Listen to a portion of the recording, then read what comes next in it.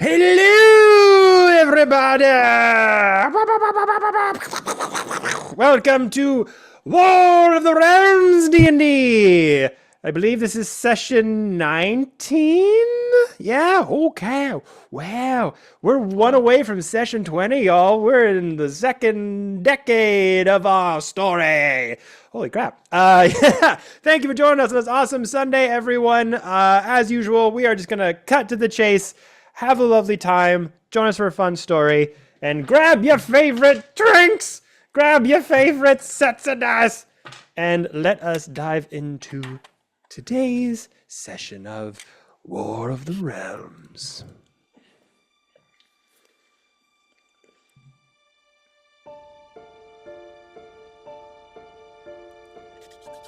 So, last we left off, the Crystal Vanguard now in the shit here in the Astral Citadel. There are possible mimic conspiracies going on. There are deceit and crazy shit happening at every corner of this journey you are currently going down. Oh yeah, it's getting intense.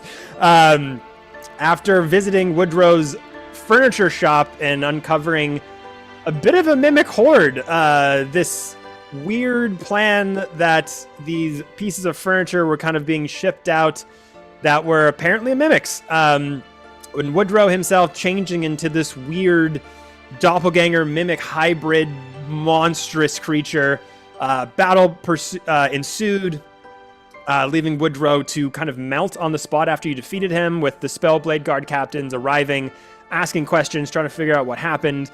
You were able to talk your way out of it, although they were going to keep a close eye on you. The little sigil badges that you have that kind of signifies you are special guests here of royal favor have little homing beacons on them, and they said they would keep an eye on you and call you in if necessary. As you left that battle, one of the guards kind of looking at Woodrow's clothes that were left behind. So a lot of you were like kicking yourselves about leaving that one clue behind. The guard kind of looked up and just stared at you very strangely as you all sort of petered off, ran off, kind of going away from the situation at hand.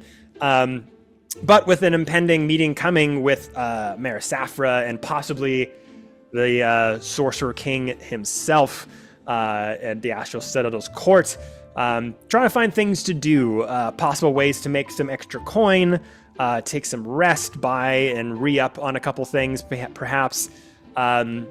This led you kind of out of the town center near the restaurant district, where you ran back into one of your, not friends necessarily, but one of a familiar person, which was this sort of tiefling bard that was on the streets busking with a violin that caught Clara's eye particularly, who on a hunch and a whim, wanting to know more about their friend Cordy, who is a friend back home in the Feywild. That's a good friend of Clara's. Was just curious if perhaps maybe they had heard of the famous violin musician of the Feywild. And he had heard of him, part of his exploits.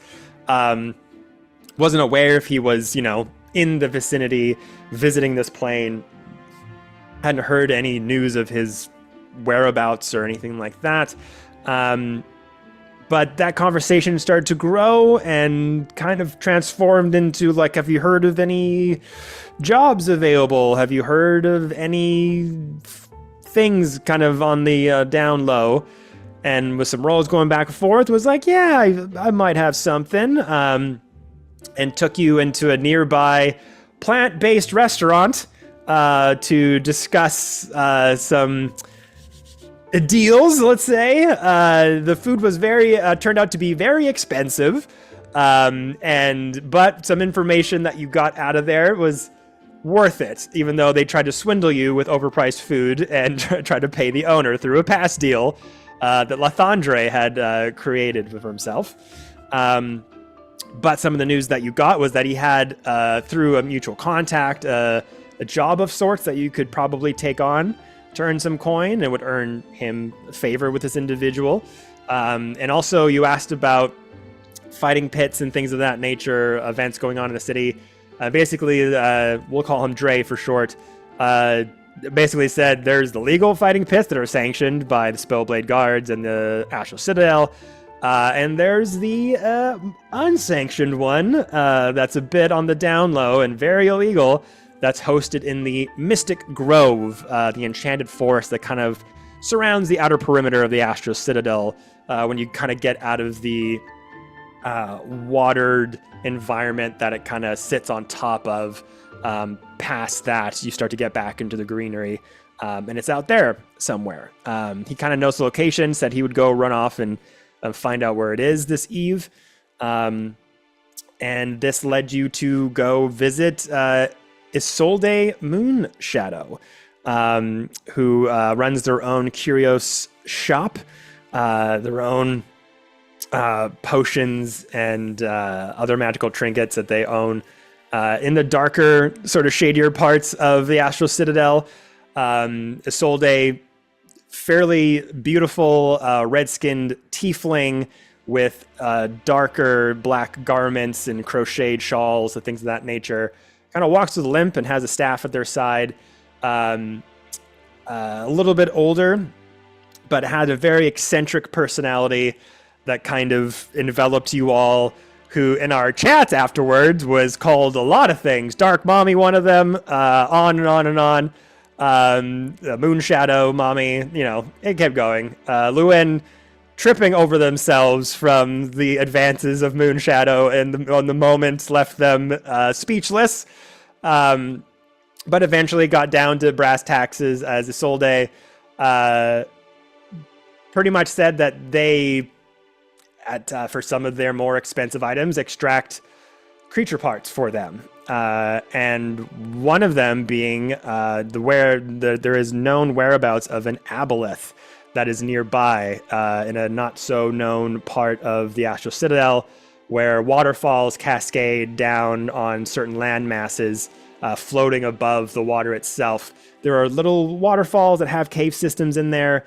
Sometimes are guarded by Astral Citadel, but lately they've been a little preoccupied, which gives a perfect chance to get in there and snatch one. But before that, you decided to check out the fight pits first, to see what all the hubbub is about that Lathandre was talking to, pertaining to. And I believe that is where we left off, with you starting to make your way out of the Astral Citadel towards one of the bridges to one of the city exits. So we're picking up right there, everybody. All this time, Hermitha, which, Chelsea, we miss you again. I should have mentioned that at the start of the stream. Chelsea is also not here. They are have a prior engagement going on that they're busy with, and we love them. We're so happy for them, and have a blast doing your thing, Chelsea, and they will be back sooner than later. But in the background, Hermitha, let's just say, not happy about the situation. I think it's fair to say that this whole time, Hermitha just like, I'm going to tell on you when we get back to Mare Safra. I cannot wait to let them know about all the horrible things that you've been doing and how I was a part of none of it. Can we say that canonically she's giving us the silent treatment because she's so mad at us? Yes, there was a bit of an outburst of complaints, and now they're just... we have to make money somehow. I'm not talking to you, Tol Bin. Go to your mind palace. I will. It's much better than this place anyway. And and just has a fit. It's much better this situation anyway. And will just kind of be like, just like arms crossed, a bit silent. In a going cart? along with it. I think you were walking. Okay. Okay. And I think you were on foot, I believe. If I'm wrong, I'm sorry. But you were on your way out through the city gates. And the guards aren't like, they're just kind of there on their posts. They're not necessarily like, where are you going? Are you coming back? They're just kind of like checking around. There's a bit of a traffic jam as you kind of get to one of the city exits. Various carts and various denizens of the local ilk coming in and out. It's still fairly day outside. I think we're getting into afternoon territory. But as you guys are kind of leaving, Spellblade Guard captains kind of looking at everyone coming through. Just keep an eye on them. You kind of come up and they can see the pins on your lapels and on your clothing and stuff like that. Just kind of look at that and just kind of give you a nod as you all kind of start to exit and leave. Powerful health potion. And you're kind of on this long, rickety bridge that kind of goes over a large mass of water that gets off to one of the outer gates. It's fairly sturdy too. It's not just like a draw rope bridge. It's got like supports in it and everything that keeps it very sturdy and true. But yeah, eventually you get past the guards, going along, no trouble. Once you get to the outer gate, there's a couple of steel pillars at the end of it, kind of round, bulbous brass tops. A little bit of a slight hum as you pass by them. You kind of look down and you see those little sigils that are on your clothing kind of flicker a little bit, like very faintly as you pass through it. It doesn't vibrate, doesn't make too much of a noise, just like a tiny little buzzing sound. Just take stock of that as you all start to walk out with Dre. All right, well, that was fairly painless. Okay. 1 second. All right. And they pull out this massive compass, and it has a very familiar craftsmanship to the one that you do. And it has little 2 initials at the bottom of it. And it's like, okay. How did this work again?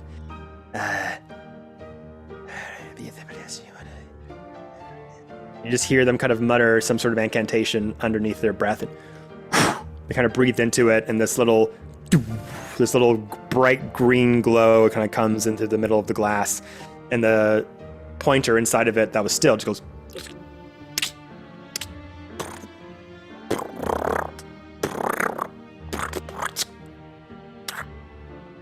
All right, we're going this way, everybody. Follow me. That's so cool. Yeah. Where'd you get that?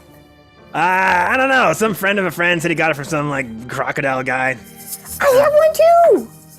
Oh. I show him the one that I have that looks similar. Oh damn! Oh sweet. Yeah, mine's silver. Yours is bronze. Well, that's kind of cool. Yeah. Points to my best friend Torby, because he has one too, and he's like matches. Oh, that's kind of dope. So if you guys get separated, you'll be able to find each other. Yeah. Oh, nice. Okay. No. Does it come in handy very often? We haven't had to use it yet, I don't think. That was a good sale for him. All right. Well, Can I do an insight check? sure. 9. Just like taking notice of it. He's like, yeah, seems like that's a great sale. That's a good get.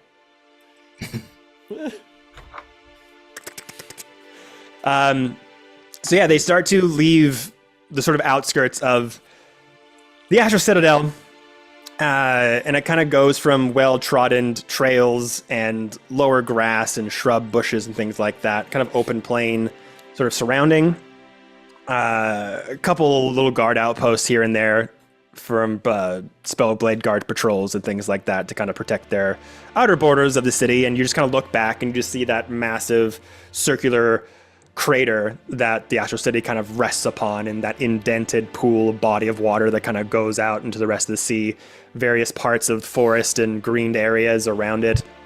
But keep going in further and further, and that sort of flat line kind of slowly starts to transform into more heavily overgrown forested area. The sort of group that was kind of migrating out of the city kind of goes into the main road and then starts splinters off into various trails in different directions.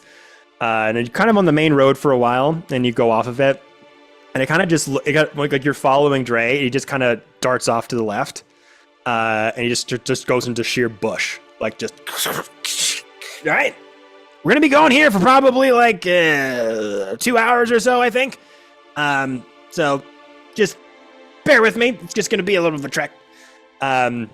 So he starts leading you down this path, just literally like going off the beaten path, like going into shrubs that can kind of clear out for a while into heavily forested areas that have lots of vegetation and branches and like old trees that kind of toppled over, and some of them are a little bit swampy at times, and some of it is well trodden.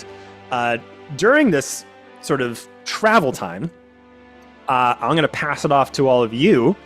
If there's any downtime activity that you want to do during this time, you can look over items that you have. You could converse with each other if you want to talk to each other about anything. It's up to you. What would you like to do? I have one question and one thing I want to do. You said that this looks kind of swampy as we're going into the brush. When we had originally received, there was like a mirror shard that we had received at some point that we had kind of looked at briefly but put away. There was, I think, 3 sort of sceneries we had seen within that shard. Does this look similar to one of them? So no, when I say swampy, I don't mean like a swamp. I just mean like a forest that has various terrain to it. Like you're kind of walking, and it's kind of like you're just getting more deeper and deeper into the forest. So you kind of go in there, and it's fairly easy to travel through. Then all of a sudden, there's just a big thicket of like bush and twigs and wood, kind of blocking the way that you have to kind of go over and step around. And then there'll just be like sort of like a bog of sorts, like just like a bit of like a foot of water, a little bit that kind of gets a little bit muddy and swampy, but not like a swamped area, if that makes any sense. It does. Yeah. Okay. Yeah. So then my second is, while I've picked that up and noted that, I would like to study the acorn that we have, the silver acorn. Okay. So make me an Arcana check.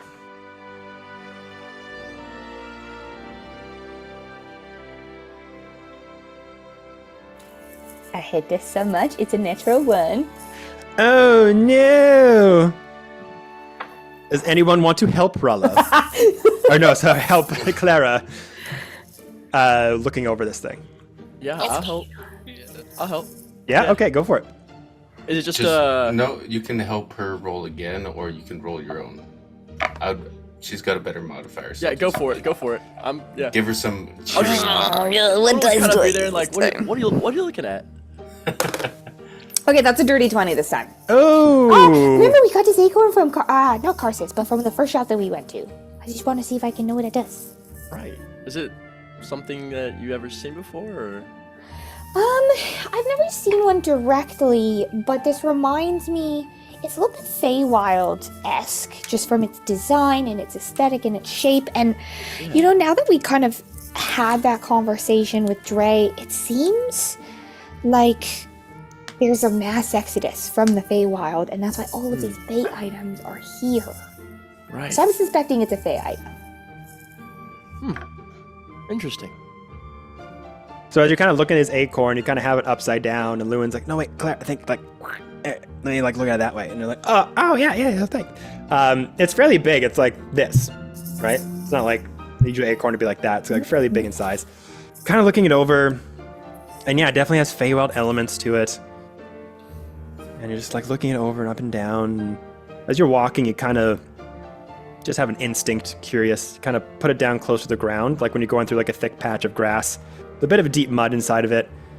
When you're putting it by the long blades of grass, the grass tend to like almost like magnetize to it almost. You can see the blades of grass like following it as you kind of brush it against them. And as you kind of like keep it down next to the blades of grass, you're still for a minute, like maybe not still, but like slowing your pace so that you're able to kind of let the blades of grass kind of coalesce around the thing. They're like covering it and like wanting to grab it and like start to pull it down. And you're getting a sense that this thing is supposed to be planted. And that something is going to come from it. You sort of remember enchanted things like this, like acorns and enchanted things that could be planted that would bloom to give life to something. What that could be from the acorn, there's being the Feywild, it's hard to really pin down what could be grown out of this. But this particular make, like, you do remember a little bit of seeing people in the Feywild have farms to help with their harvesting. And sometimes these silvered acorns would be there, and you'd watch people plant them, and then big trunks and roots would come out of the ground, and animated trees would burst and help them do various activities. So Cool. basically saying, if you're gonna look at this over for a long time and kind of like, where have I seen this before? This basically will give you the ability, if you plant in the ground, you'll have an animated tree under your control. So I'll have a mushroom, a mimic zombie, and an animated tree. I am collecting a motley of creatures. Which, by the way, yeah, we also haven't addressed this for a while. The zombie mimic is still around. It's just following you this whole time. Oh my god. The stat that we have is that it's conjured with 1 hit point until it gets defeated. I'm gonna smack it. I'm just You're sticking up the place. Rolling on, like walking on the ground. Yeah, it trips and takes 1 bludgeoning damage. Ah, ooh. Yeah, okay, buddies. Well, we'll try again next time. That's up to you if you still want it around. No, 'cause it's we fine. just, It was total flavor during that session. Okay. Yeah. But essentially, yeah, you'll basically have an animated tree under your control for an allotted amount of time. It's not permanent. And I would know that it's kind of a one and done. Like, it gets planted and then it's used up. And do I know how long it takes? Like, is it instant? Is it like I have to leave it for a couple days in the soil? You'd have to leave it for a couple days. Okay. Whoa! I forgot about these. This is so cool. People use them in the Feywild. I've seen these before. I don't know if it's exactly the same kind, but they plant them, and after a couple days, it's like a helper sprouts from the ground, and like usually people use them to like farm or do housework. They're kind of like the Feywild's servants in a way. And you know, like, instead of having nannies, they have these. Instead of having farm workers, they have these. It makes things go faster. And like, because slavery's kind of, you know, we don't do that. And this is kind of a way around it. But yeah, I would imagine we could probably use it for like battles and stuff if we have a big one coming up. We just would have to plant it and give it a couple days. That's useful. We'll just have to, I don't know, do we want to maybe plant it at some point here while we're still in the city, and then, I don't know, we'll think about it when we're back. Okay. Lewin's kind of like envisioning like a dreamscape almost of training a wood creature how to punch. And is like, what can I do martially? Basically have the ability to have your own Groot. I love it. Lewin's just daydreaming about the martial capabilities of an animated tree as we're training. I want to see like the montage of him like pushing it on a swing. Oh yeah. Kung Fu Panda music playing, and it's Putting like, a jacket, yeah, tying its shoes. It's my Tai Lung. All right. Anyone else? As Torben's just kind of keeping to himself and just kind of rummaging in his thoughts, he'll just like pull out the container with the fairy wings in it and just kind of study it and see if he can figure out what it does. Okay. So yeah, kind of pulling it out of your bag of holding in this kind of almost like Beauty and the Beast like jar capsule. These gossamer wings are kind of on display. You kind of take off the glass, just hand it to someone to hold on to. Pick it up. For the first time, picking it up out of the glass container, they're kind of still for a while, and then as you kind of like take it out, you feel this little warm breeze kind of pass through you, through your hike here, and the warm breeze kind of touches the gossamer fairy wings, and you see them go. They start to move a little bit, and you just. Did you want to put this anywhere particular to try to see what it does? Put it. Maybe I'll put it on the bag of holding with a rope attached to it, just in case. Sure. So you kind of take it, and it has this sort of sticky substance in the spine of the middle part of it, and you kind of just take it and kind of put on the bag, tie a bit of rope around it, and then you kind of like take the shoulder off the bag. You're kind of holding it, allow its handle, let it go. Just kind of stay still for a while as it's floating near you. And then it goes higher, higher, higher. Clara will like a follow balloon. it to make sure it doesn't like fly all the way I was away. gonna grab it if it was getting too Okay. high out of reach. But yeah, it just keeps floating up and up. This thing definitely is able to let you have flight for a short amount of time. It's not an infinite thing. The wings have 3 charges, and it basically gives you the use of the flight spell. And they don't recharge, it's just 3 and done? Yep. Awesome. That's cool. Did I just use a charge, or was that a testing? No, I won't do that to you. But, dang. And you got 2 charges left. It's tired now. Yeah, the wings are just unfiltered. It just wilts a little bit as you kind of bring it back down. Torby, we can go flying together.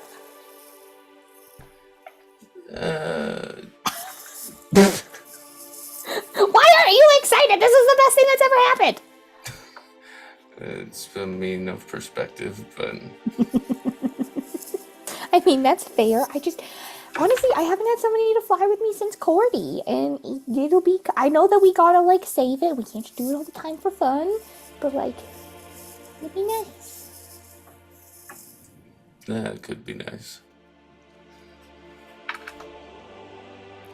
Lewin wants to side with Clara here, but Lewin's also very comfortable on the ground as being a very tactile person.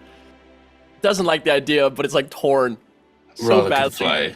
Raul will just Like like fly? Yeah. put her hand on like Clara's back and be like, I'll fly with you.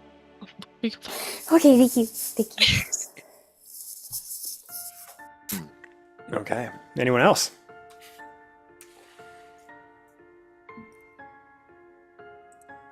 If nobody stops me, I'm gonna pull out the mirror shard from the bag holding. Okay. I want to look at it properly. Okay. Make me Arcana you- check. Maybe you shouldn't look at that. It's a 7. Wonderful. Good. Get these Getting bad all rolls right. out of the way, I suppose. Yep. Yep. So looking at the shard, again, like a pane of broken glass, kind of holding it up, and again, to like some of the sunbeams of light that are coming through the canopies of the trees above, kind of getting out of the more rougher patch of the journey back into more open spaces with multiple trees around you. Again, you kind of look at it, and as the pane of light kind of hits it, it changes. It's reflecting the trees above you and the environment you're in, and then the pane of light kind of hits it, and then it's just this swampy, desolate, thick warmth that you're looking into, peering into. A few creatures kind of like looming in the background in darker areas. You can almost smell like the bog through the pane of glass as well. And you kind of shift it up and the light kind of shining on it. And then you see an entire landscape of multi-ultraviolet colorations of flowers and butterflies and canopies of trees bending over backwards, and this very much looks like Feywild. And then painted a little, like bend it a little bit more into the light, and then you just see a dark, ominous view of endless night, a fortress in the background with dark clouds kind of rolling around it, a bit of a barren landscape with trees that are just branches and no vegetation whatsoever. And all of a sudden, like a wolf-like creature kind of darts into the frame and like looks over at you with like these dark red eyes and this breath that kind of goes into the pane of glass and causes it to mist, like it's like right on the other side of it, and it like looks up and it's sniffing it and then darts off into the moonlight. Did I see that? Yeah. Did I recognize it? The wolf itself. Make me a insight check. 18. It does look familiar to you. Cool. Cool. I'll just kind of keep that to myself. Does this look like something that has, like, I don't know what the word would be, like transmutative properties where it could change its shape? Basically what I'm asking, is this like a kind of teleportation shard that if it would grow so that I could walk through it, is what I want to know. I'll say with taking the time to learn how this thing can work and what it could do, with a 7, you're not sure how it works necessarily, but yes, this does appear to be some sort of connection point to these other parts of Volstiba. Some kind of, not a transplanar item of some kind, but one that can take you across great distances. These do look like parts of Volstiba that you've heard about, that you've talked about. The Moss Cathedral, the Onyx Kingdom, and parts of the Feywild as well. And like when you first looked at it, some areas popped up that you're not seeing now. So it's different locations, it seems? It seems the locations seem to be shifting. Different worlds entirely, or different places in the same worlds? I'm like, if I can't tell, I can't tell. That's fine. Yeah, it's that detail is a bit hard to pin down. But when you looked at it before, I think you were able to see a couple places that you're not seeing now.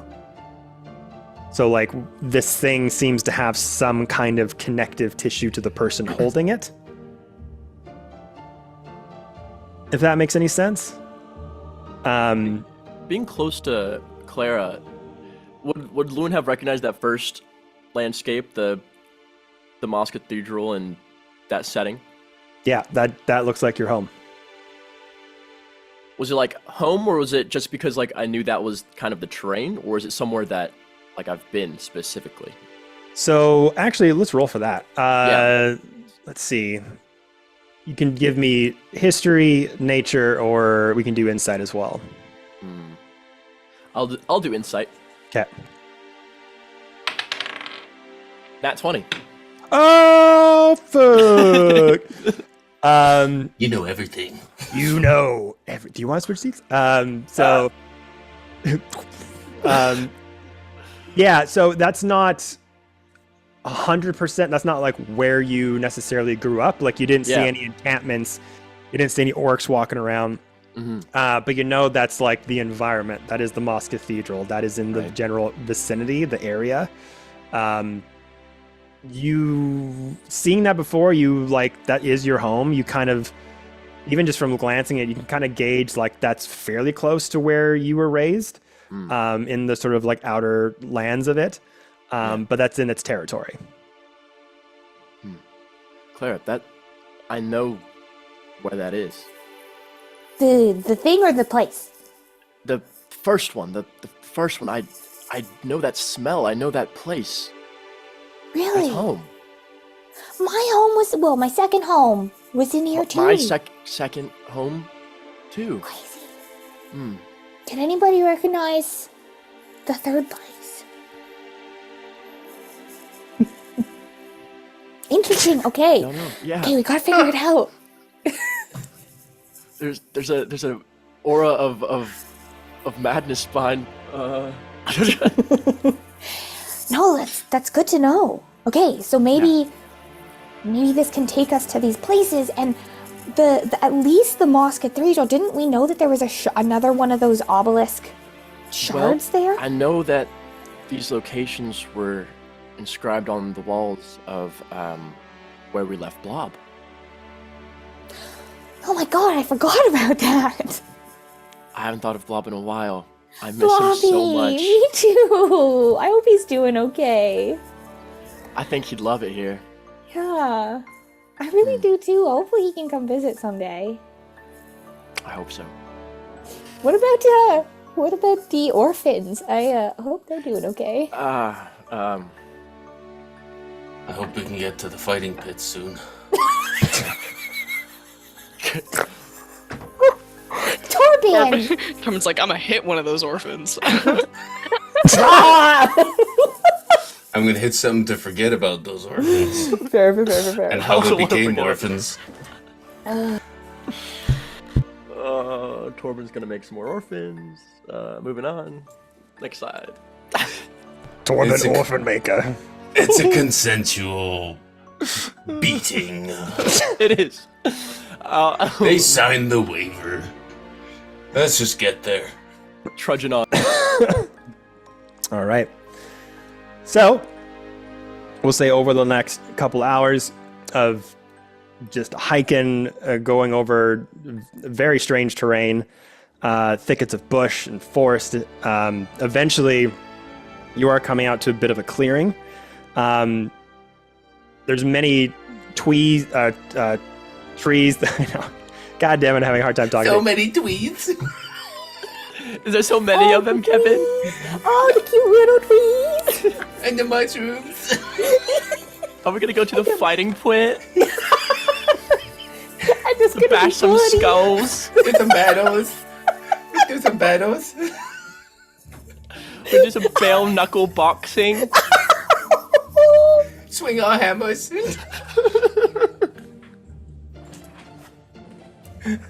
I am gonna kill all of you. It's your own fault. Trees! You're never going to the fighting pits. Now, you're gonna be stuck in the forest and have madness for 10 days. Actually, Oh my a God. dragon comes down. And then a dragon appears.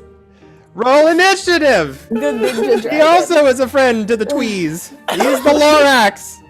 Be afraid. Be very afraid. Lorax dragon. Lorax stat block now! Oh, I There's protect an the orange. Tweez. I am no friend of the Lorax. Oh God, we're gonna clip that, aren't we? Okay. Eventually, coming out to this clearing, it's a fairly big outcropping of meadow, and there are a lot of surrounding trees in the area. Gnarled, twisted roots all around you. And as you going deeper and deeper into the Mr. Grove, the forest itself does feel a bit more ancient, old. You kind of always having that feeling like something's watching you out in the distance. But eventually you get to a tree that's very massive and with a wide trunk with roots that are just like crawling all over themselves into the ground, coming up to you. And Dre just kind of looks back at you and is like, all right, I think this is the place. And the little needle and the compass just go whipping back and forth. And these roots of this massive tree kind of arcing into almost a doorway-like fashion. But it's not dark in any way. It doesn't go down into the ground. It's just like see-through. Like you're looking at an arch of root that kind of goes through it into this open meadow. All right. Anything you guys want to do before we go inside? I'm gonna pop Truffy out. All right. What happened to him? Just some like spores. He's got a little cough. It's okay. He's getting Yeah, every time he shows up, just a little spittle of spores just kind of puff out all around him. Hey, buddies. Okay, let's go in. Were we resting? Oh, we're ready now. We First. did a rest, yeah. Yeah, Wait, so we can say that on the way there that you guys had a short rest, if you want, before coming in here. Just doing the hike and kind of sitting down for a while, catching your breath, resting for a minute, and moving forward. At this point, the sun's getting a little bit. I don't want to say the sun's getting real low because that's just another trope. Sun's getting real low, guys. But the sun is starting to go behind the tree line. Like the shadows are getting darker. It's getting a little bit colder. Not exactly sunset yet. But Dre just kind of looks back at all of you and goes, all right. Not really sure how this works. Okay.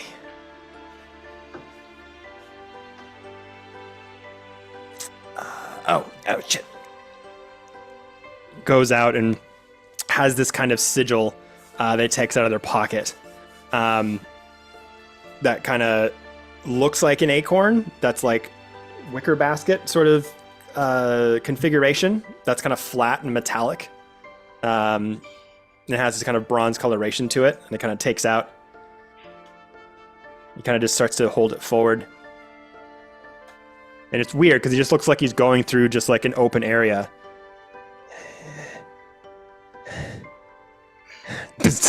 And this weird effect starts to take place where the metallic symbol hits this like invisible wall of sorts, and the area around this sort of arched root iconography you're looking at like starts to wave. Like the air in front of you, the image in front of you just starts to just like someone touching a very fine glass-like lake, and it ripples as the device is kind of put in front of it. Oh shit. And it kind of becomes viscous almost as you see Dre kind of go through this weird transition of some sort of plane shift or some sort of illusion that's taking place. You're not too sure. And he just starts to go through as the mirrored version of this land kind of starts to take him over. You guys coming? Yep, I'm right behind you. Let's go. So as you all kind of like touch, one of you touches their shoulder, you each kind of link hands, and you kind of feel this sort of molasses-like material kind of start to go past you, and your eyes kind of begin to witness tons of people as that open meadowed area starts to transform into the Worm's Den. Ooh, Worm's Den. I like that. He's actually gonna throw a dragon at us for making fun of him. We're gonna be in so much trouble. So as you start to enter into this new, heavily magically obscured area, you start to enter and you just hear raucous sounds of crowds all around you as Drake kind of takes you through this transitional gateway into this heavily illusioned landscape, just looks behind you and says, "Welcome to the Worm's Den, friends." And you just see this very deep crater that's in line with the land that you were standing in, and it just goes down into various levels that kind of peter down one after the other. And there's like probably 100 people around this secret little location. All various types, all various creatures, humans, elves, all different kinds. Some highborn, some lowborn. People kind of clustered into groups. There's some people selling like snacks and carts on the side. You made it.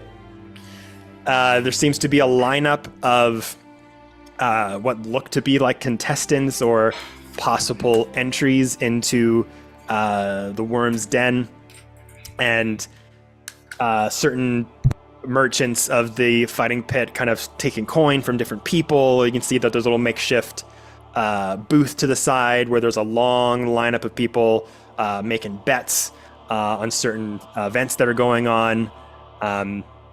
There seems to be a booth for people to sign up, get general information. What would you all like to do? Torben walks that way. Loon also walks that way. Raul's following.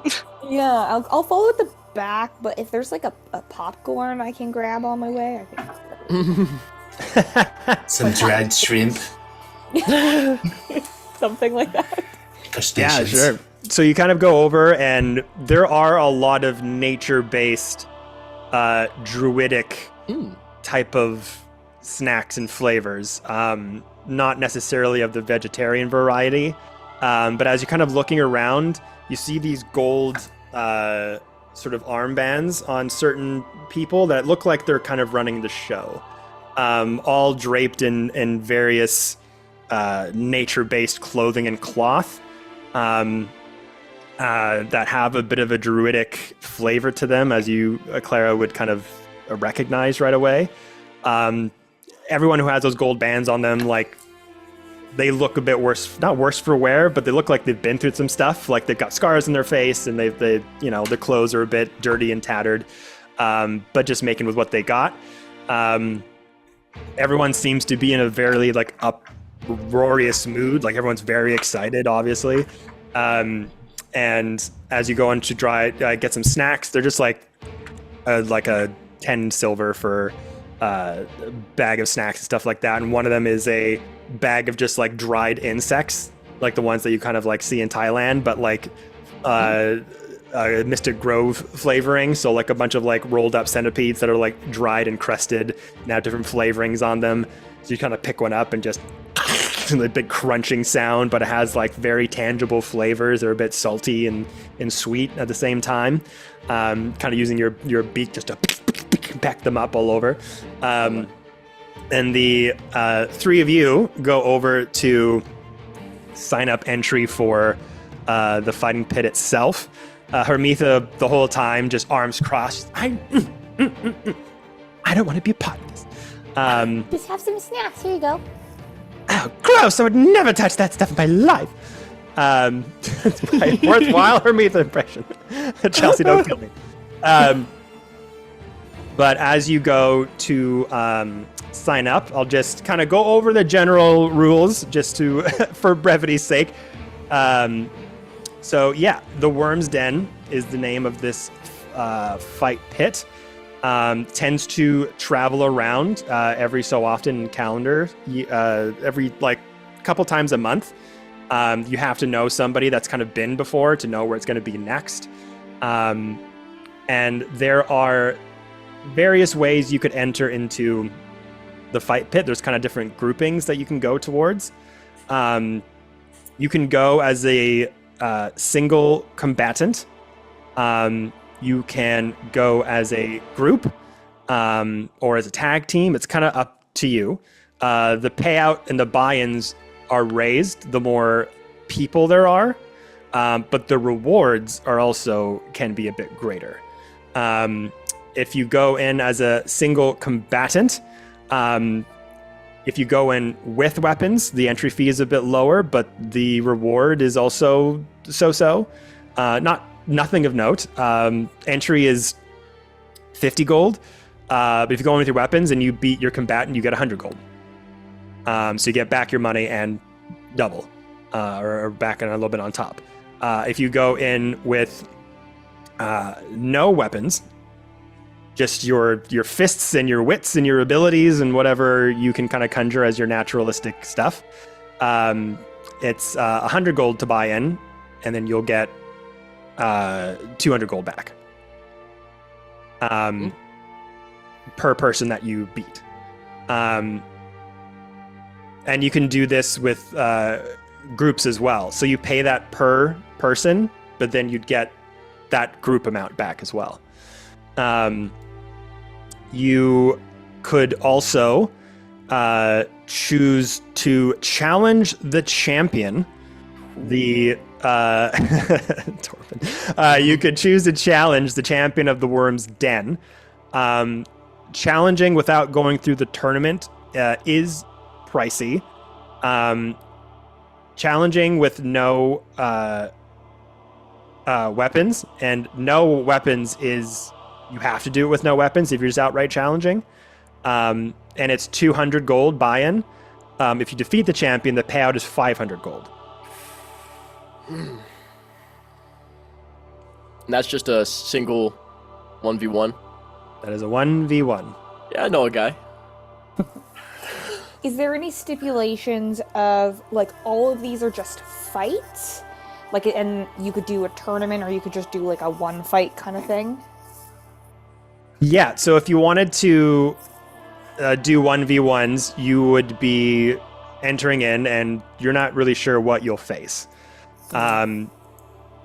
You might want to take some time to like ask around and see like I'm near this fight pit. Like what's the deal here? What happens? And see, we could roll to see if people are like wanting to talk to you. If they're like, I'm not letting you ruin my odds. But yeah, so basically there seems to be rules for one-on-one combat, group combat, and challenging the champion. If you want to challenge a champion as a group, there might be certain considerations, but normally it's a 1v1 with the champion. Torben, I think Torben should do that. Do we have enough gold to do that? Yes. I think we should do that. But it's just hand to hand, right? If you challenge the champion, it's hand to hand. It's hand to hand with no weapons, but you are allowed to use your naturalistic abilities. Oh. Nah, you've got it. Nah, not even. Well, here's the thing. I could take a lot of hits if it was... But I don't have a lot of abilities. I would just be hitting him. Yeah, it would just be an unarmed strike with a rage bonus. This is out of character, on top of the table. What about like If we challenge the champion, can we do that like after fighting a few people? Because you said we get warmed up, I think. it's if we challenge him outright. But can we challenge him like kind of after fighting a few people? Yeah, if you win your seed, basically, if you get through your challenges, it's basically 3 rounds.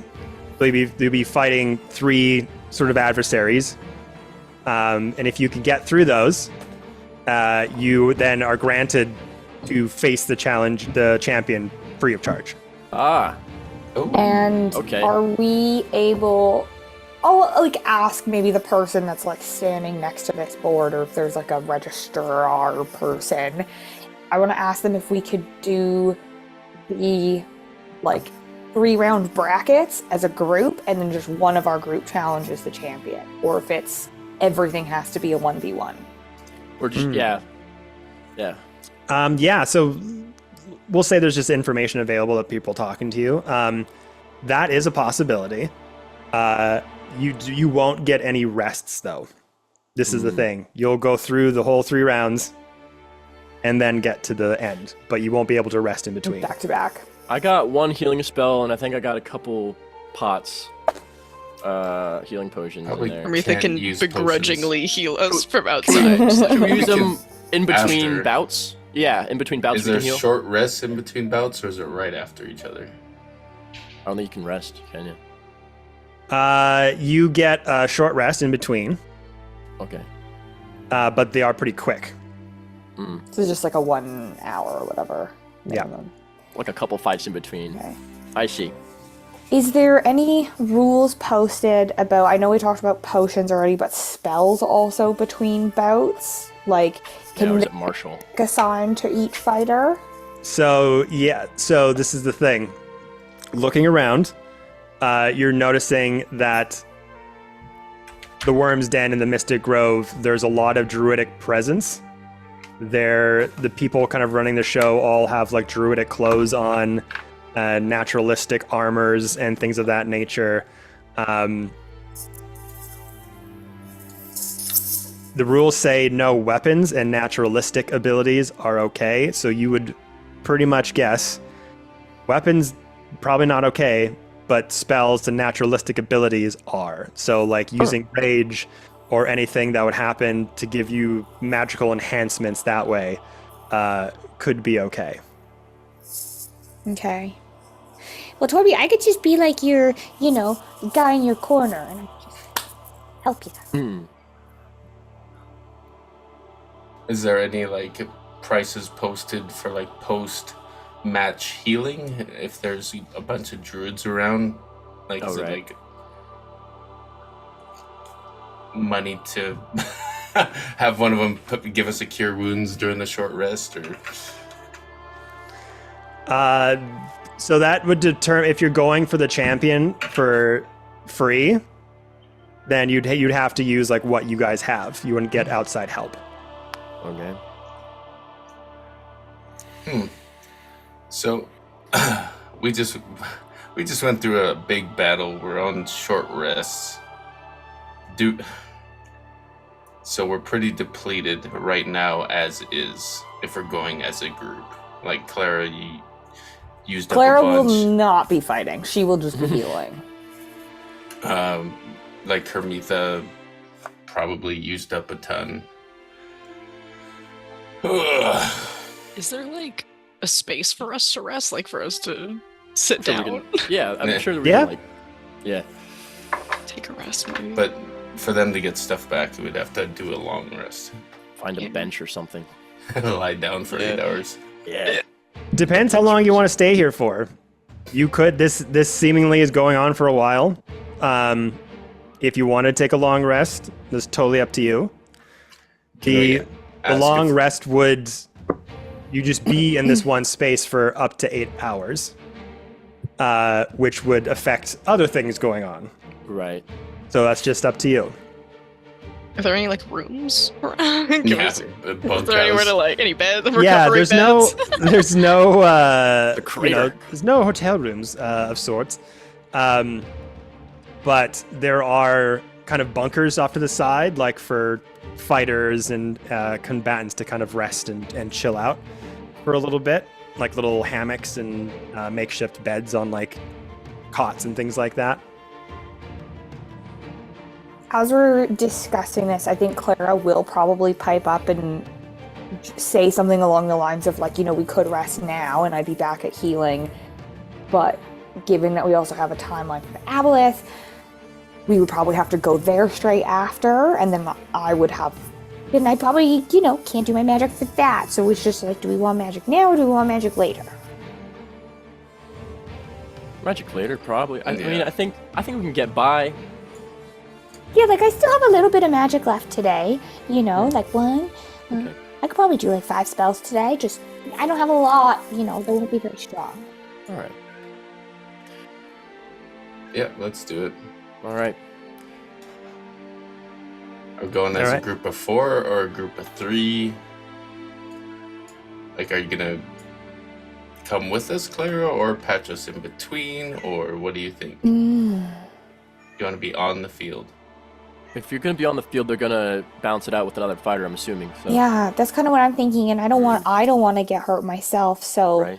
what if I'm just kind of like in your guys' corner, and then I'll patch you all up in between. I think we have some potions left too, right? Okay. Okay, and I'll make signs, and I'm gonna get some pom poms, and I'll get some towels ready and some ice packs. I'll do all that. Are we doing the unarmed or the armed? yeah. Lewin's comfortable with either or. I'm down to get I can hands with throw it. up on anyone. Yeah.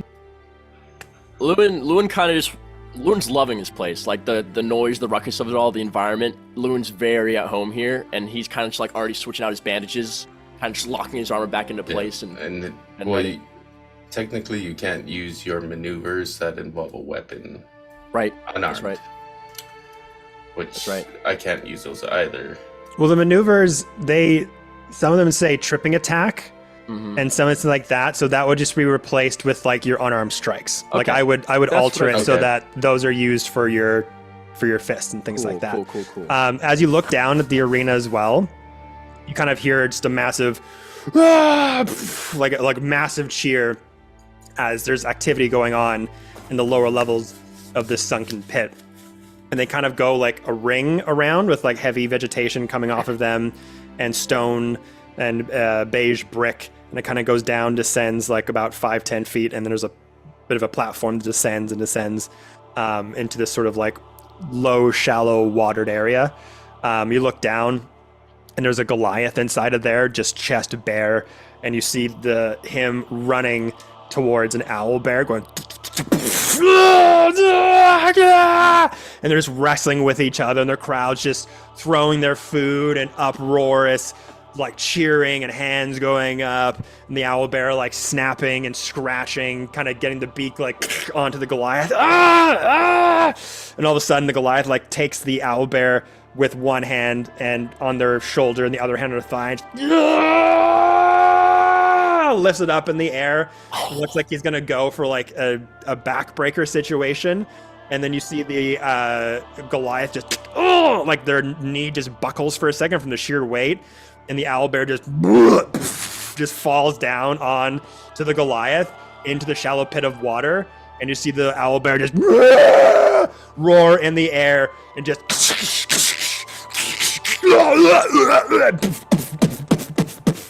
like Hulk, just like massively smacking it into the shallow water.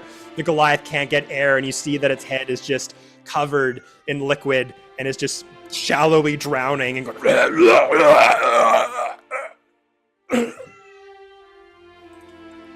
Torch, that's gonna be you, but hopefully on top. Does this look like it's to the death or to the unconscious? That guy's dead. As you look down, the Goliath is not moving, and two sort of fight pit organizers come out. You can see one of these stone slab doors on the bottom level kind of get raised up, and two of them come out. These multicolored, like dried leaf armaments that kind of go down past the waist and down through the thigh areas with these open sleeves and these wrapped hands, and they come out, and you just see like sort of just magical auras around the hand as the owlbear just looks over, and they're just kind of like doing the Chris Pratt like Velociraptor thing, and it was like, easy boy, come on. One of them has like a dead pheasant that they're just like holding in front of the owlbear's face, and kind of goes away from the showroom as the Goliath just lying there, and one of the attendees kind of picks him up, drags him out with his feet kind of dragging, and then right before it goes to the door, you just hear it starting to cough the water out and dragged across. So it's brutal. There is a chance. There is a chance that death could occur, but it's definitely, there's not a lot of safety regulations or anything like that in the Worm's Den. So. Did he have armor on, the Goliath? No. Okay. Does it seem like armor and going into the fights with your kind of whatever you bring to the table's all good? Yeah, armor and everything seems to be okay. It was just more of the, you get a sense being here in the Worm's Den that there is a very like high risk, high reward kind of mentality going on. But this being like, again, you don't know too much of what's going on, but this seems to be organized and run by some sect of druids off the beaten path. Like, these are druids that you guys have never run into before. Like, this is kind of like on the darker side of things. Using the animal relationship for like profit and sport is very much not a very druidic tenet of their teachings. So, seeing all that go down, are you going to go take a long rest first? I don't think so. Okay. Going So down. It'll just be me, Rala, and Luing. And Clara's cheering. And hey, it is an illegal sort of event going on. And obviously, as you read some of the information and it's being told to you that cheating is not allowed, there could be severe consequences. But just DM to player, if you want to try to cheat, you want to try to pull one over, there will be rolls. Shit could happen. But that's totally up to you. So we're doing no weapons. No weapons, As a group. 3v3, I think. Mm-hmm. Yeah. That's fine, man. Get me in there, man. I will say also for you, Torben, looking down at the environment itself, just give me a quick perception investigation. I'll go perception. That is a 16. 16. Looking at the environment itself, which actually maybe we should just look that up on Roll20 right now. Oh.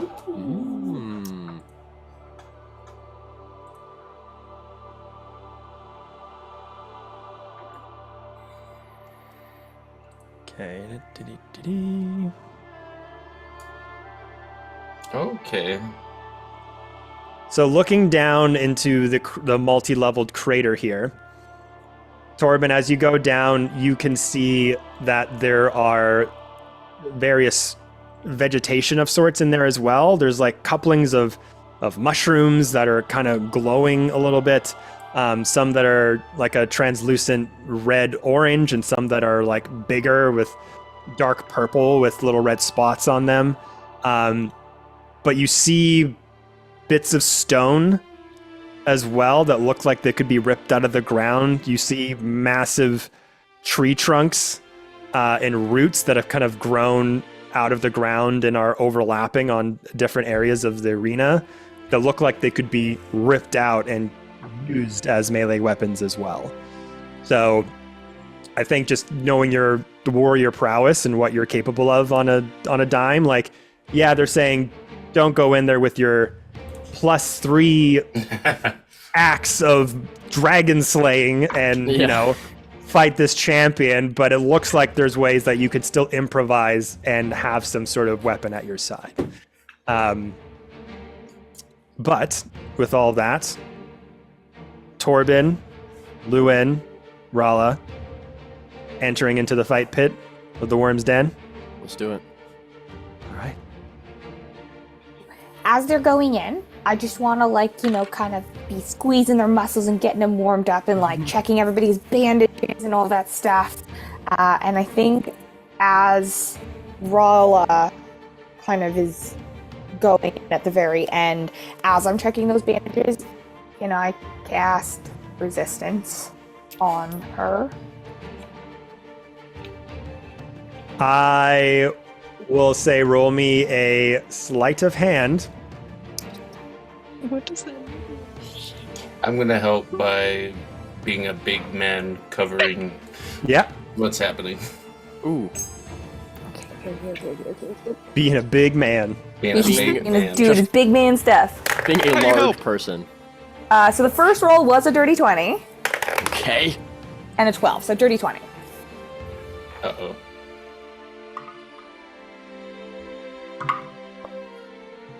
He's rolling. A bunch of rolls. He's A rolling lot a of lot. people watching. Okay. 97 more. So, Torben kind of doing large stretches. Yeah, need to be limber. And just start moving all around as Clary kind of go up to Rala and hold their hand. Like, from the outside, looks like you're going to be okay. You're going to be great. Just this surge of magic kind of goes through your feathered hands into Rala. And Rala, you just have this surge of adrenaline kind of go through you. He's like, okay. So for your next saving throw, if it comes up, you get to add a d4 to it. Beautiful. Thank you. Are there any kind of sneaky preps? that you wanted to do. Eyeing up if there's like a root or chunk I can pull out of the ground, or a rock that's heavy enough to hold with 2 hands and be heavy. In the fight pit, that definitely could be a thing. Okay. That's what I'm looking for. I'm assuming Okay. I can't bring in my, or at least use my bracer for sure, right? Your shield bracer. Yeah. Technically, it's an item, not a weapon. Yeah, it's armor. It looks like a bracer. Until it goes bwong, wong, wong, wong. It's just a pretty bracelet that goes wow, wow, wow, wow. What's your you problem? can keep your shield. You Yeah. can keep your shield. Oh, I have a shield. Yeah. Aside from the bracer, so. Before we go in there, Lumen's going to... He's just gonna go, Hermitha, just 1 minute, and he's going to sneak into Hermitha's cosmetics pack, and is going to take a good thumbful of black powder, and I'm going to just start marking just some insignias and runes onto my face, and I'm going to go to Rala and do the same to Rala's face. Just like kind of like old orcish symbols of like combative blessing, and I'll take it as well, my friend. I'll give some to Torben as well, reaching up a little bit. I'll do Insignias. We're gonna go in matching. I regret this immediately. That's. And I do one Asgardian rune. There we that, go. We're Torben good. has. I'll whisper to Rala, or not Rala, Clara, and say, "Do you know those mushrooms?" I was just about to ask.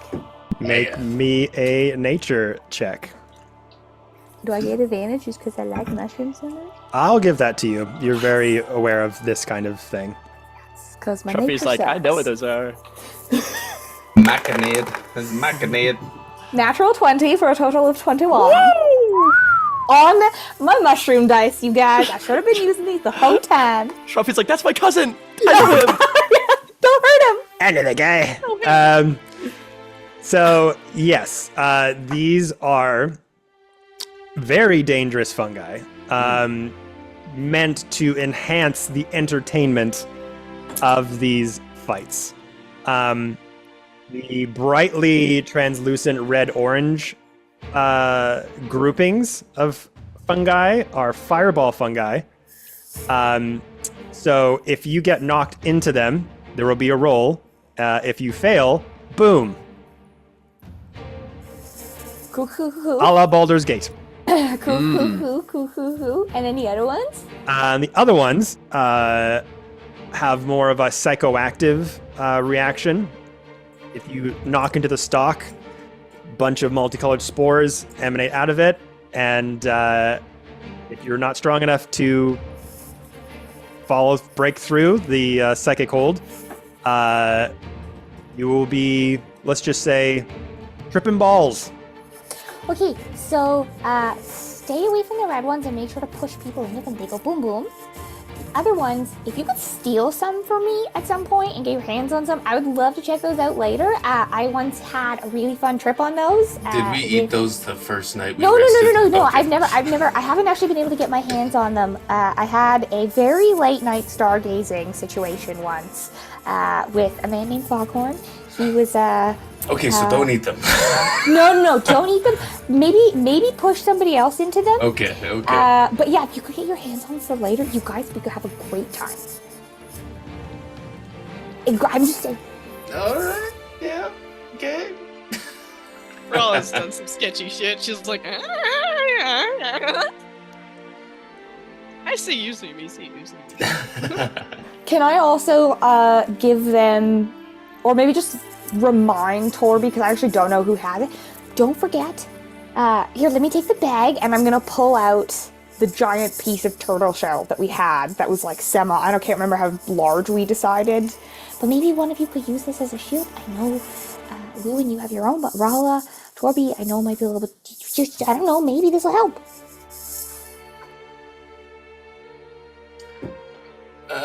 Yeah, it could. I'll strap it to my back. But I'm meaning to grab something that's real heavy that I'm gonna have to hold with 2 hands, classified as like a heavy weapon, so I can use a certain feature of mine. That's fair. Just like, you know. Wink, wink, nudge, nudge, ADM, I'm just saying. Right, yo. I'm gonna find a rock. And smash. All right, so as you kind of get all this info from the information booth sort of thing, these like all these makeshift booths are just kind of put up with like wicker and wood with like vines kind of like at all times are sort of moving and swaying through these structures, living and breathing structures of nature itself. Various denizens in the woods all operating them. The one of the information desks, there's a particular very tall, massive bugbear with a huge shaggy face and little fangs that kind of come up here. Very Chewbacca looking. It has this autumn leaf decorative garment on that just looks like a very long robe vest that's kind of autumn colors that go down past the chest and again down past the waist, past the thighs, with this golden coloration outlining it on the other side. Golden bands on their wrists, and just kind of looks at you all with these like dark sort of tattered purple pants. 3 of you kind of come up and go to the entry sort of line. You're like, all right, looking into the pits. Yes. All right. Going in with weapons or without weapons? No weapons. No weapons. High risk, high reward. I like that. All right. Let's see. That's gonna put you going in as a group. What do we got here? All right. No weapons. It's gonna be 100 gold each. Torben will hand over 300 gold. All right. Your rounds. Sugar daddy. Are you gonna want to challenge the champion if you survive your 3 rounds? I think we'll give it a go. All right. I'll let them know that the challenge is on the way. We've got one more combatant up before you. Might take some time, depending on how long they survive. They might go 3 rounds and defeat the champion. Who knows? Hasn't happened yet. But I will have you over there in the waiting area. Someone will direct you down. All right. Good luck to you. Thank you. Appreciate it. All right, fuck off. All right. And it's like goes down. Back to their business as you kind of wade through the crowd. People lining up for like strange druidic drinks that are made out of like wooden cups. People grabbing various snacks and trinkets through just random people selling things on the side. The many people all looking up in chairs that are all in circular motion, very much like a gladiatorial arena. You kind of look up too at the lattice work of energy that's kind of domed around this whole area, mirroring itself, hiding itself out from anyone who might be walking by. As you all kind of take your places, Claire, where are you gonna be on the map? I think Claire will just find a like spot that's like close as she can to the opening, like front row if she can. And excuse me, I'm the coach. Excuse me, please, thank you. Yeah. Did you want to be like up at the top here, on the side? We'll say that the seats are all kind of aligned, like on like makeshift wooden chairs in the grass growing out of them, surrounding the outer area. I think if there's anywhere that is not in direct eyesight from rules lawyers, that would be great. But otherwise, I don't think she'd be terribly concerned. Okay. As you are kind of starting to line up, the combatant before you starts to come out, and they are just a wood elf, sort of this woman, sprightly, coming up, and comes out in the crowd through the door down here. And once again, just a loud, ruckus roar comes forward, looking around, has like wraps on their hands, not wearing any armor of sorts, looks to be kind of fast-hitting, almost like monk style. And they look over, they're looking, and the crowd kind of quiets down for a minute. They're looking at the door behind them, looking up the door where you guys are. And all of a sudden, out of the water, this darkened tail comes out, and it looks like a stinger of some kind. And just stabs them right in the leg. And the stinger kind of comes out of the water, and this massive giant scorpion just comes out, all 3 spindly legs comes out from the corners of the water, just like it appeared out of nowhere. The massive stinger has punctured through the thigh of this individual, and and the tail lifts them up in the air, and they're dangled upside down. One claw goes in to chop the half of the body, and their fists light up, and they smack the pincer claw as it just cracks into. All the blood kind of splitters all over the place. The crowd just goes insane as the monk kind of is let go from the stinger, crouches down, breaks their leg a little bit as the poisoned now thigh starts to become discolored with purple and blood, and she just kind of limps down on one leg, has their fists up, and one stinger or one part of the claws clapping at them, and they're trying their best to dodge and weave and get out of the way. And one claw goes for the throat, and they have their 2 hands that are on fire, just grab both ends, and they're trying their best to just keep the claw open from shuddering down on their head. And the scorpion is now advancing and getting closer and above them.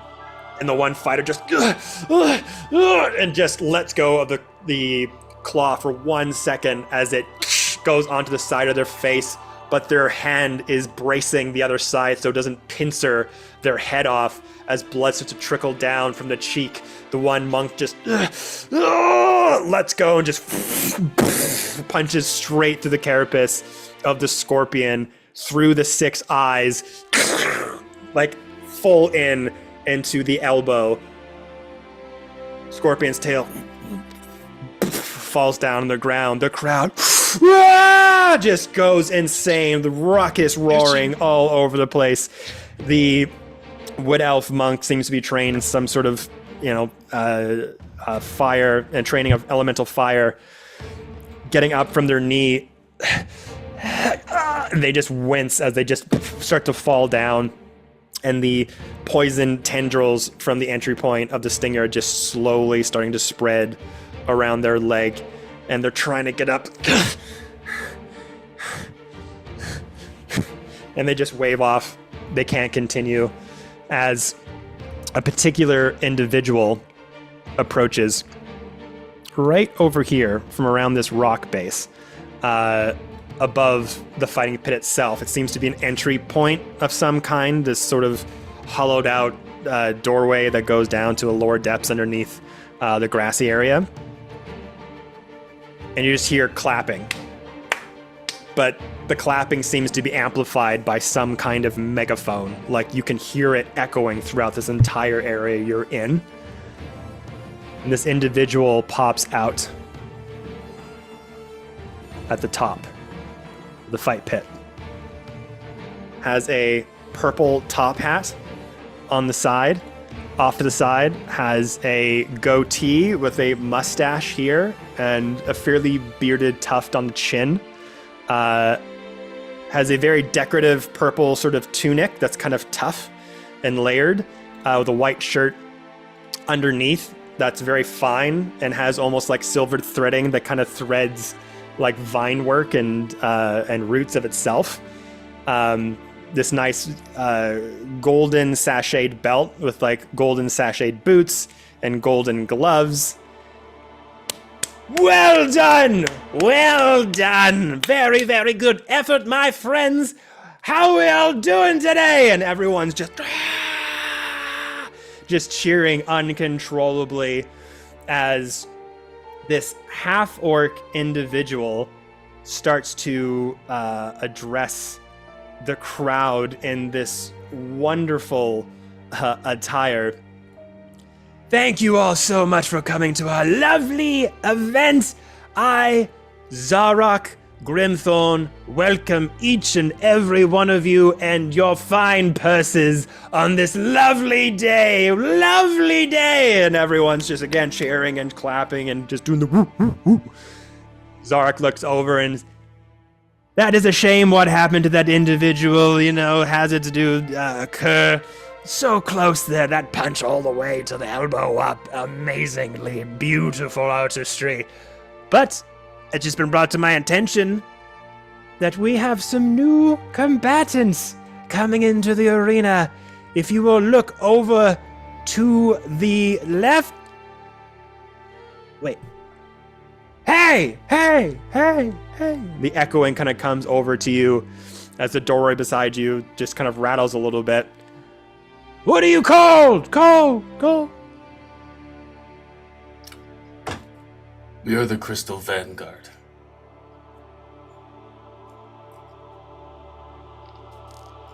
Speak up!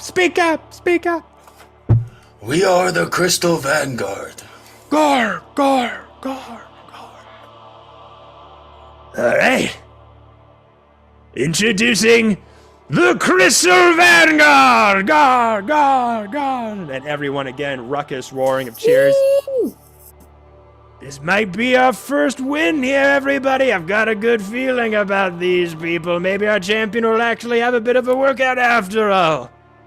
Well, not much left to get to, everyone. Let the games begin! The door on the lower level starts to shake and open to a shadowed area. And it's here, everyone, that we are gonna take our break. Nah. Yeah. Sounds alright. I'm ready to beat someone up, man. I think we all are. Ready to make some orphans.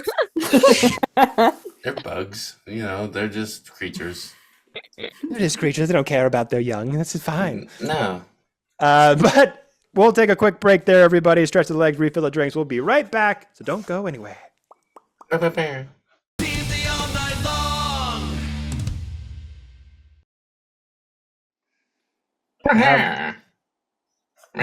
You recorded that whole thing, didn't you?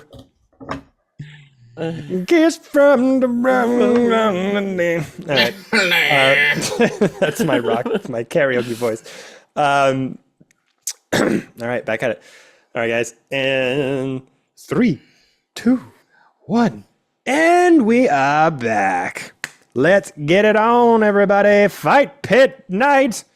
And let's see what happens in part 2, shall we? So, as Torben, Lewin, and Rala stand at the ready, a couple levels above the fighting ring pit, the ringmaster of sorts gestures you all down to walk to the lowest level near the water. I will allow you to place yourself within this area here.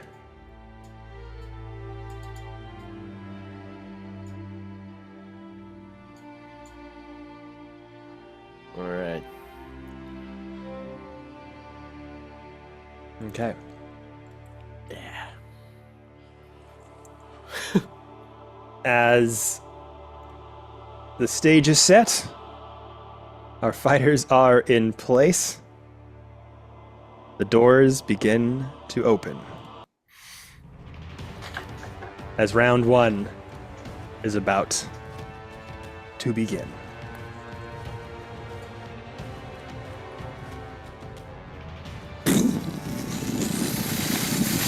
Doors start to open, air comes out, black, darkened shadow space is in front of you. You start to take your fighting stance as you look all around as creatures seemingly came out of the ground in the last fight that you saw, so anything is possible. As you peer through, see shining yellow eyes, just gleaming like cat's eyes in the darkness. Yes. As I perceive a threat, I'm going to do a quick scan. If there's branches, roots, rocks around me, what's available to grab? Make a perception check. Can I do the same, actually? Yes. 14. Can I help from above also? Like, there's stuff over there! Yeah. Yeah, if you want to make your own perception check. 21. Okay. Loon's just letting the adrenaline run. That's a 7. Grab a stick. 7. So for you, Torben, what are you looking for specifically? This might be fun. I just had this idea. Is there like a branch that's like Right here. 4 feet? So That's just a whole root. yeah, I will grab it, rip it off, and I'll take the turtle shell thing, and I'm going to shove it into the branch as a makeshift great axe. Rollo will actually, like, Okay. Improvise, adapt, overcome. So you put the thing on. So this will be an improvised weapon. Yeah. For stat block purposes. So yeah, you take that thing and then break. Actually, make me a strength check. See if you can crack it over the I'll rage. Strength. I will rage. raging out.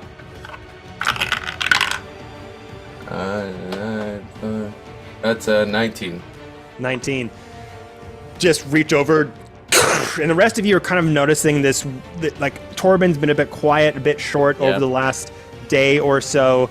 Yeah. You just see he just wants to fight, and Torben's not usually one that wants to just always battle. He's usually pretty giving, very caring, but there's something on his mind. You guys just can't really pinpoint it exactly, but he's just like just focused. He has guardian warrior in him surfacing with each breath, and as soon as those doors start to open, he just reaches over, and a massive root that's like embedded in the ground, he just breaks open that thing, lifts this turtle shell piece off of his back, breaks it through, and just perfectly cinches in as the broken parts of the shell like edge its way and break into the surface of the wood, clasping on perfectly, as it has a bit of a wedge at the top and it narrows down, able to center down there. Rala, you're kind of like, oh fuck, I should find a weapon. Looking around a bit manic as the door kind of gets open a bit higher, but Claire, you spot something. Rala, what were you looking for particularly? something long, kind of like something in similarity to my staff, like just something long and something I can use to generally like stab at or like push away.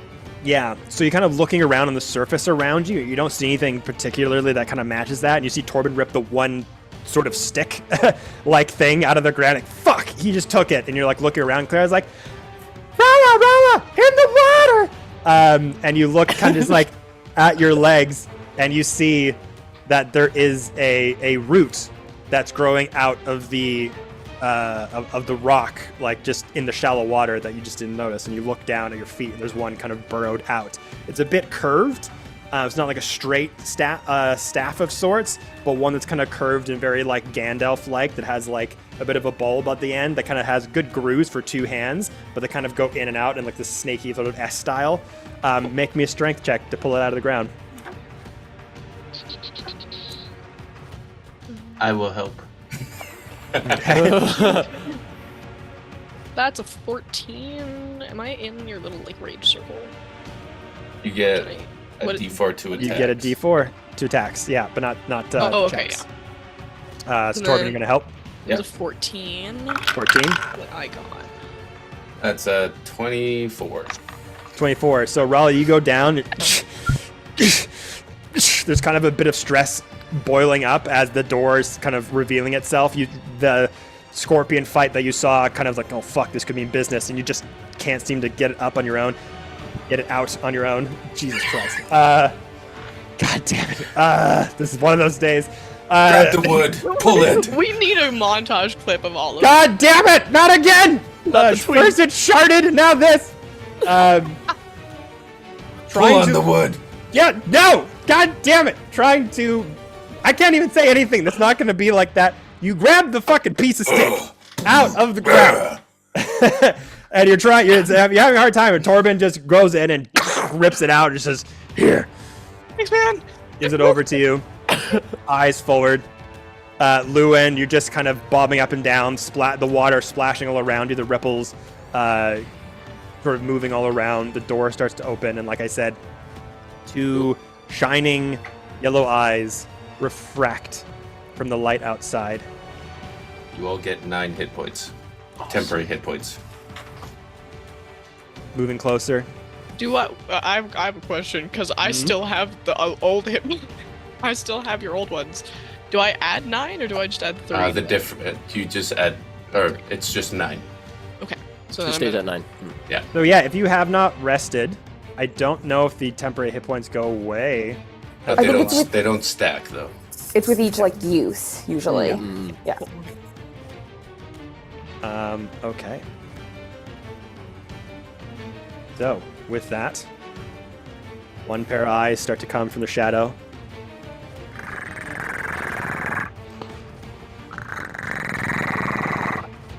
Two eyes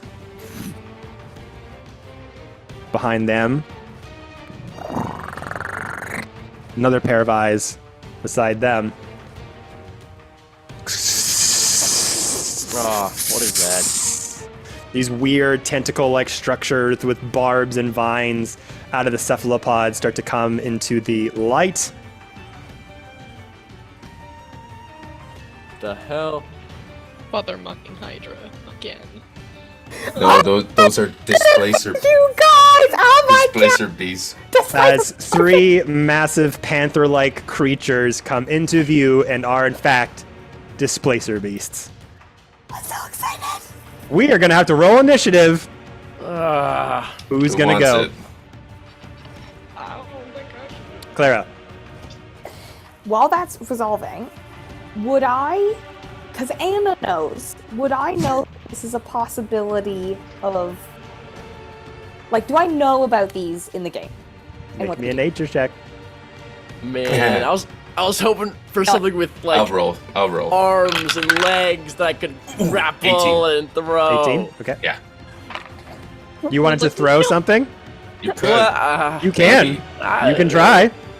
They're not like huge. They got They're thin large. bones, they're cats. They're big cats. You can always make a Grapple, strength check to yeah. try to throw things that aren't Sounds like, good to me. you know, you're medium size, but you can throw, I think, like, if you got the good Large, strength score, yeah. you can throw a large thing. Man, Clara? Don't worry about it. It was a 4. Okay. Okay. That's like- You're doing a great job, Clara. Thank you. thanks, coach. Thanks, coach. 18.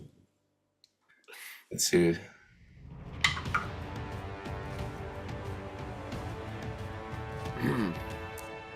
That is a 19 on my side. my That is God. one less. I used to have the camera with the stand that I could just like show over to you guys. I swear to God, it was a 19. No, I believe you. You're all good. Okay. So, as these 3 panther-like cats look out to you,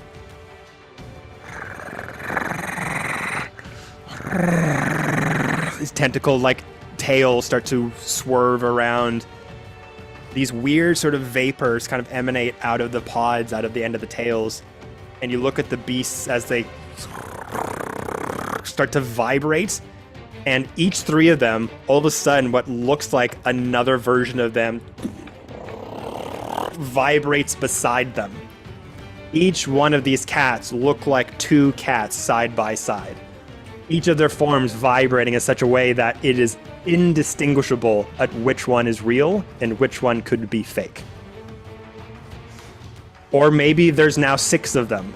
You're not too sure. But as this happens, they lash out at you. One going to Rala, One going to Torben. One going to Lewin. That's just great. All right. Okay.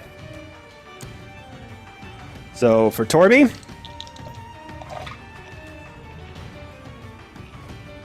Holy shit. That is a 21. Yep.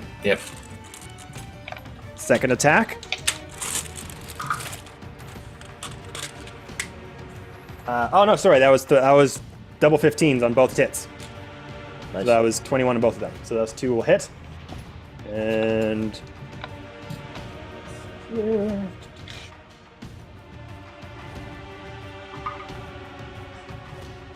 10 bludgeoning plus 4 piercing. Over to you, Lewin. All right. 2 and a 1. That's a 7 and an 8. A 7 and a 9. Sweet. Those will both miss. Okay. Rala. Let's go.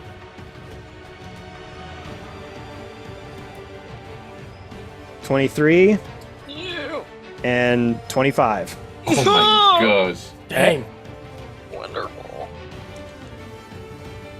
I don't feel funny. That stick.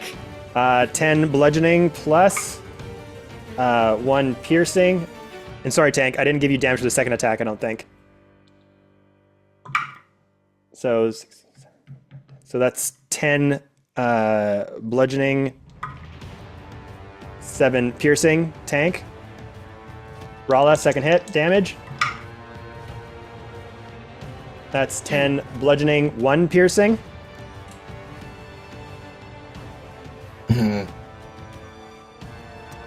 Okay.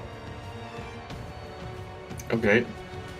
It goes over to you. As the Displacer Beast pounds out onto you, Torben, you just let out a big stomp into the ground. Both panthers clawing at you, one just wisping by you, not making any purchase. Claws digging into your skin. The panther's bite digging into your neck. Give it an uppercut. Get it off, but it is just prowling around, jumping on, scratching, clawing. Same with you, Rala. Latches onto you. You try to duck. One goes behind you, like jumps behind you into a ledge. You turn around, hit it with your stick, just goes right through it. The one behind you bites onto your thigh, onto the back of your calf. You go down for a minute, digs one claw into your shoulder, and you're just pushing it off with the stick, trying not to bite at your throat. Lewin, the third one comes over to you. With the way you are with your wrestling abilities, the way you've trained yourself, you're kind of good with just going through the flow. As this one leaps up to you, you're able to kind of monkey roll it off as you go up to your back into the water and kick it up. It lands on its cat-like hands and paws onto the ledge, just scopes you out for a minute, goes and leaps at you again. You grab his 2 front paws and you kind of knee it in the stomach to put it down the ground, and you're just standing there wrestling with it as it's going to bite at you. Over to you all. What do you want to do? Well, Torben's mad, so he's going to attempt to grapple the one in front of him. All right, this will be at disadvantage. Is there Why? Oh, Because sorry, look? just 1 second. yeah. Torben, we'll do yours first. So I get advantage on this, so it's a straight roll then. Correct. The Displacer Beast image is constantly making it vibrate, and it looks like there's a second version of it all the time. So you'll have disadvantage on attacks against it in checks. So that's a 24 strength check. That will... 17 plus 8. I got a 17. So I grapple it. Yeah, it's meets or beats. Cool. So I'm gonna remember Clara telling me about these dangerous mushrooms. I'll grab it by the scruff of its neck. I'll reach for the closest image, grab it by the scruff of its neck, and start to drag it towards the fireball mushroom. Okay. Clara, at this point, what did you want to say? Well, I was hoping to get a look at them before anybody acts, so I could maybe help determine which one was the real and not real from afar. Oh, like a that help kind action. of yeah, that is really difficult to do, to be able to say like this one's real, this one's not. They're so indistinguishable from each other. You could shout out that like there's one fake and one real one, but still it's so hard to tell that like it wouldn't give them like advantage on the hit or anything like that. All right, so Torben, you're dragging this thing over to one of the mushrooms. I think it's difficult terrain as you're dragging something over, I believe. Yeah, your speed movement's halved. Yeah. So where do you want to go with this thing? So you've got a couple ledges here. I should say as well that these are all ledges. So they're about 10 feet up. So we homebrewed. I get half my movement on a rage. So that means I have a total of 60 feet of movement, so 30 feet of dragging on this first turn. Correct. So you could either try to, jump with it up here, or this pit goes up in a spiral. So you could walk it up, right?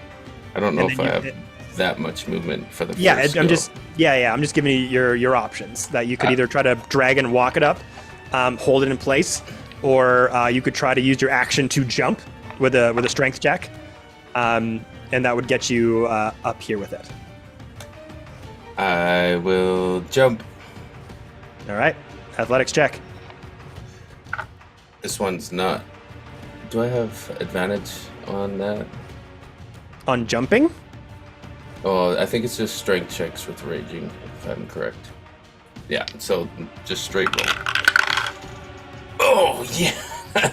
Let's go. 19 plus 8, so 27. No! Yeah, so you just grabbing this displacer beast, holding it around its waist, its body still vibrating uncontrollably, its body like switching in and out of place, grabbing it. Where did you want to jump to?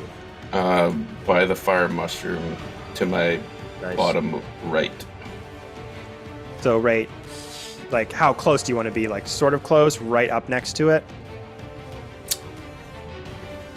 Do I just want to walk it into the mushroom or shove it?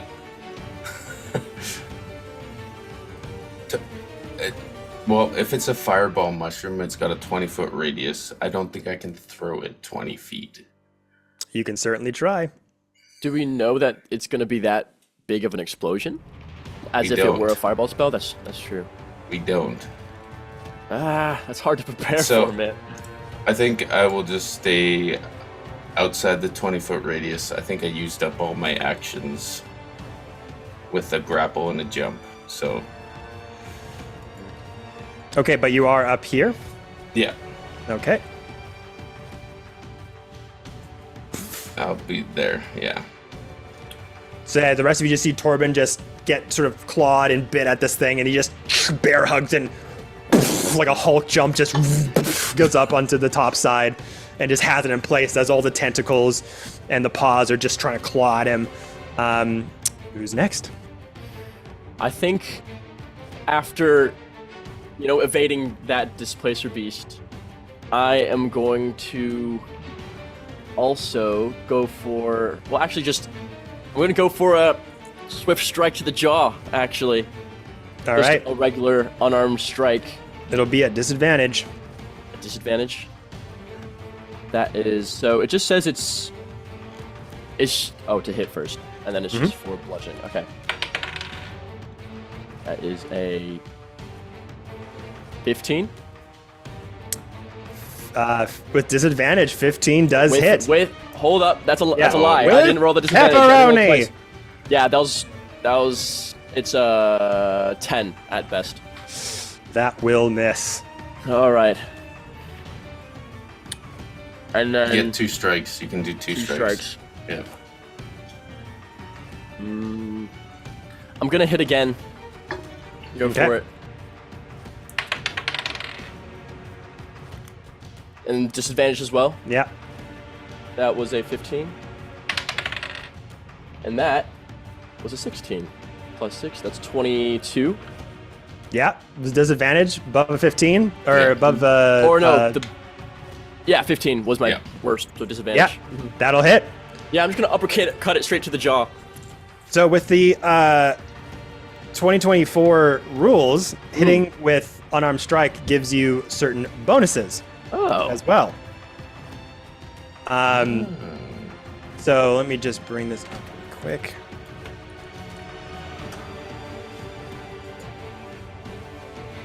So you basically have 3 options with your unarmed strike as well.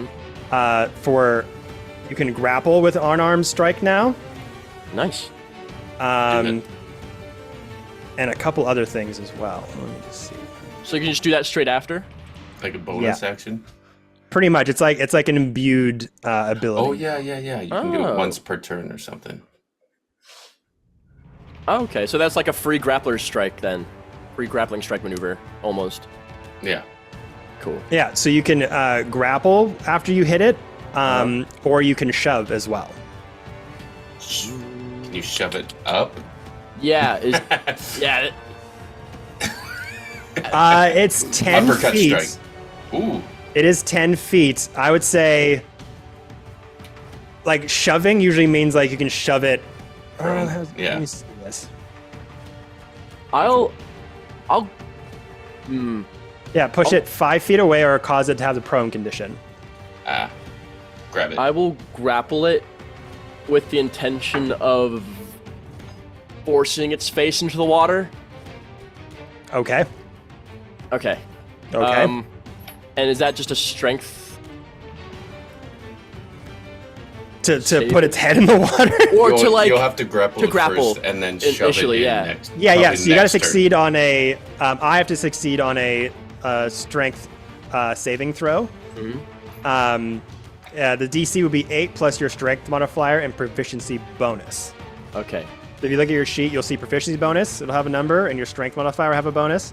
Mm-hmm. So that plus 8. So it'll be 3 is my strength modifier, 3, and then my proficiency bonus is 3, so plus 6. So that's So on 6 top plus of 8. 14. So Yeah, 14 so I'll make a then. strength saving throw to beat 14. Okay. And if I go under 14, you got me. All right. And I think next turn you can do the shove to maybe try and drown it. I may...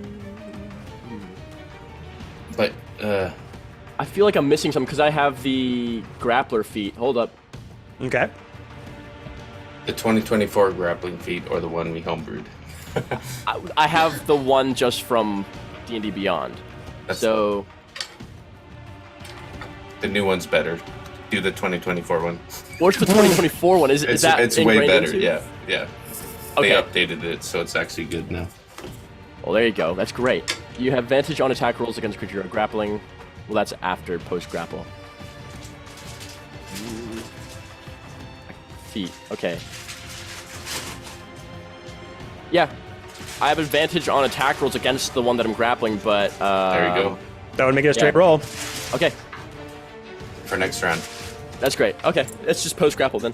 All right. Yeah. How much damage did you do to our dude with the unarmed strike? 4. 4? Yeah. Bip! Pow! Bippity bop! Okay. Sounds good. End of turn. Or did you want to drag it? I'll keep him there. I like him in the water right now. Okay. So yeah, going up to this thing as you're like, sort of got his two paws up on its hind legs. You just keep kneeing it in the ribs.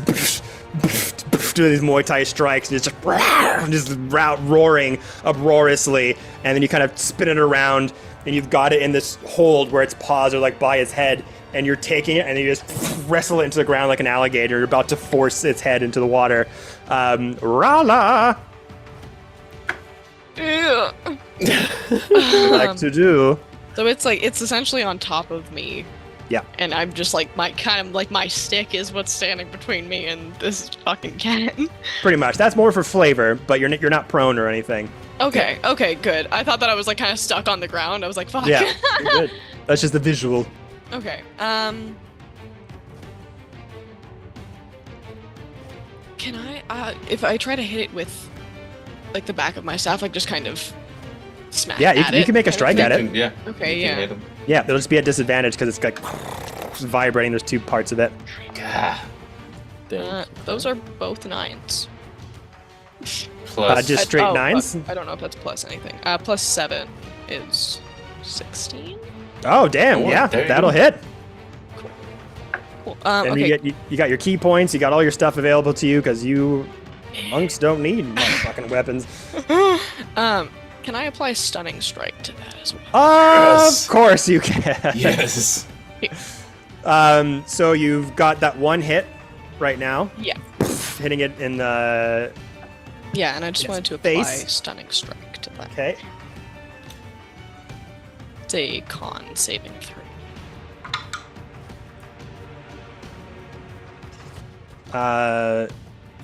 19. That was Yeah, 16. it passes. Yeah. Son of a biscuit.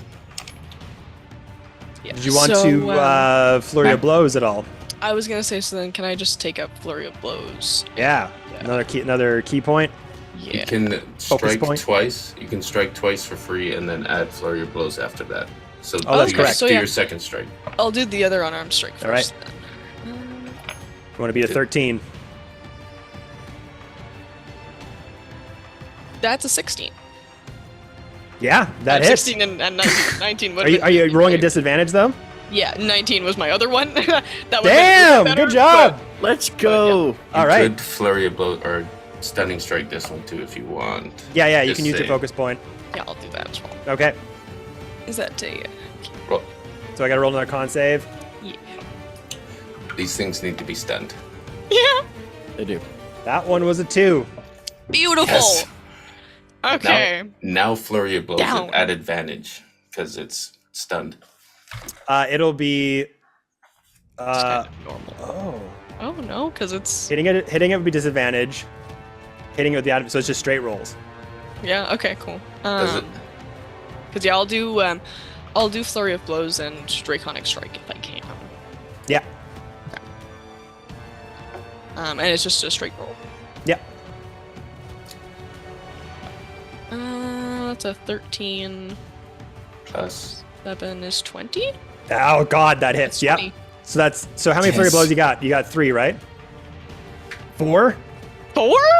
No, you really? get. Will you be You've 2 attacked per twice. hit? You get 2 more. Okay. No, I know. I just meant flurry blows just only. So it's 2 more hits from flurry blows. So that was Oh, one yeah, hit. yeah, you yeah, get one Yeah, more. okay. So just roll to hit again and see if it hits. That's a 18. Plus that does. Adam, This Your is- rolls are this insane. is my little- Disadvantage. my little Holy. Labradorite Amazing. gemstone. Good job. Yeah, Rolling so twice 18 and taking the plus- lowest amount and both being higher than 14. Roll damage. Yeah. So roll down for both hits. Okay, beautiful. So what was the damage on the first unarmed strike? She hasn't rolled it yet. Yeah. So roll damage for the first unarmed strike. like the smack with the unarmed strike, or the one with Yeah, my... so you've done 4 hits so far. The first one missed. You hit with the second one, Okay. and you've hit with 3. So roll damage for 3 of those hits. So Oh. is it a D6 or I D8? think it's... With 20, Oh, it 24. says it's a D8. Yeah, so there you go. I don't know my fruits. I don't know what that... Okay, I'm gonna really kind of hope So that roll that's- it 3 times. I can click it right here. That's what. Okay, that's a 6. That's a 10, 16, one more. and that's an 8. Nice. 23 total. Beautiful. D&D Beyond likes me to think. Yeah, that's so you nice, go down Andy. there, and the thing has got you down in the pool, and you're almost submerging in the water yourself, and you just do this kip up where you get your feet underneath it and push it off. Kind of flips in the air on its hind legs in the water, prowling around, scoping you out. You kind of fuck, going for a hit, just dives out of the way. You hit its like invisible body once more, but you don't know which one to hit, so you kind of just do this cross hit where you just hit both of them. One goes through, other one, and it just it just yells out in a yelp. You're like, that one. Just start going into town. Hit it with like an elbow strike across the face, and its pink nose just gets bloodied as you hit it with an elbow, and this sort of spark of yellow energy surges out from you as you and just kind of stands in place. Its body's still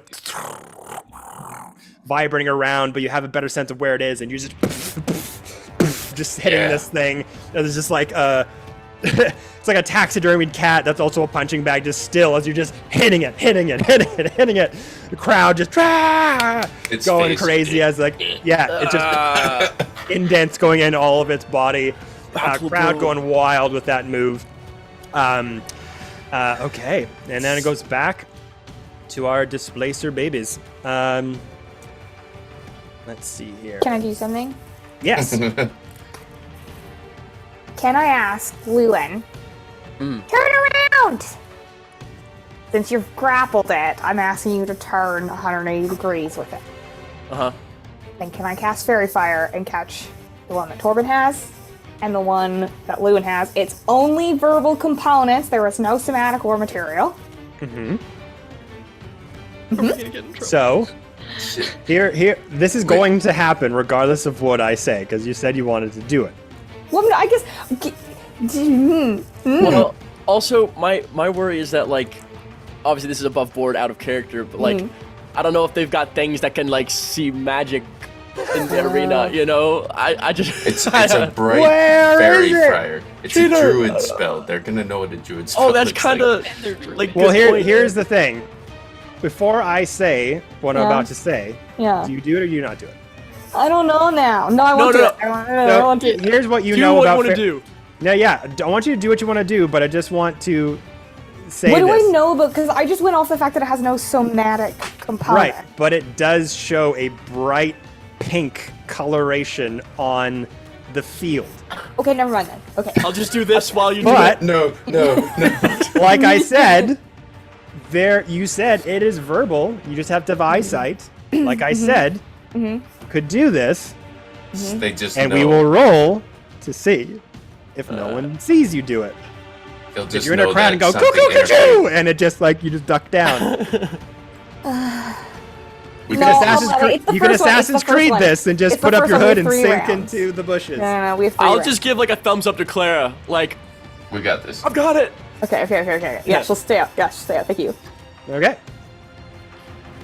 I'm loving this dynamic already, by the way. This is exactly what I wanted.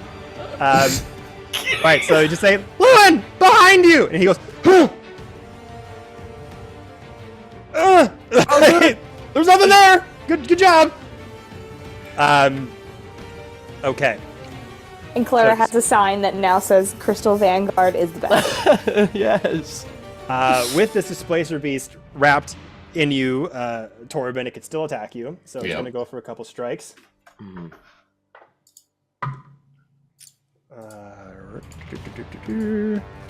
15. That's my armor class. Hit. And higher. So both will hit. Once again. First attack, 6 bludgeoning damage, plus 4 piercing. Second attack, 5 bludgeoning, plus 2 piercing. So once again, this thing just, it's like trying to get out of your hold as well, but it just keeps scraping and biting and clawing. You're just kind of just taking the hits as you're trying to edge it closer towards these mushrooms here. Same with Llewyn. As you've got it grappled in your arms, it's going to make 2 attacks on you. That definitely will hit. Oh. And that one will miss. Yeah, it was a 24 to hit. Wow. So this one will be 4 bludgeoning plus 1 piercing. Oh, Want these that are one nicer attack? ones. These are nicer ones. Yeah, it was not too bad. I was rolling like max damage on some of those rolls. Okay. And for Rala, let's see if I can roll out of your goddamn stunning strike. Before, Llewyn. can I use riposte off that miss? Yes, you Okay. are grabbing it. You are grappling it though. But I believe you can still attack Unarmed while strike, grappling. yeah. Yeah. Absolutely. On a strike. So yeah, go for it. Okay. And you have advantage with the grappler feat. Okay. Yep. That's true. So straight roll. Straight roll. Oh, straight roll for Yeah, damage? because hitting it to attack. Because hitting it would be disadvantage. Grappler feat gives you advantage, so it just goes straight roll. Okay. Boom. Well, to hit, I got 17. And then it's just straight up 4 damage again off of, because no roll for damage. But my to hit was 17. Yep, so you'd hit. Okay, great. Yeah, I'll just, Lewin's, like, helmet that he wears, I'll just slap down the visor and go for a headbutt onto the freaking thing as I'm grappling it. Okay. 4. 4 damage, yeah. Sounds good. Gotta get that unarmed strikes up, man. Yeah, so it's still just trying to grab and just claw and scrape at you as this wild panther cat is in your arms, and it goes in for a claw as it's kind of wormed its way around and claws you hit in the head. Okay, and then for Rala, it's going to try to roll out of the stunning strike. I can do that now. Is that 2024 now? Hmm? Or is that 2024 rules that can roll out of it on their turn? At the end of their turn, I believe, they can roll out of it. Let me just double check. I thought it was just stunned until the end of Rala's turn, unless they changed it. No, it's to the end of Rala's turn. Ah, my bad. Oh, good. I don't know if they changed it or not. No, it's until the end of your turn. That's right. Sorry, my bad. Okay, so still stuck in place. Goes back to the 3 of you. I will throw the displacer beast Yes. into the fireball mushrooms. Oh my gosh. Okay, make me a strength check.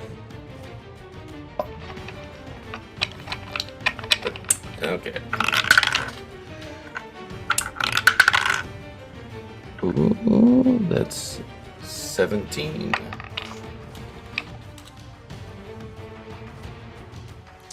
17? Yep. Okay.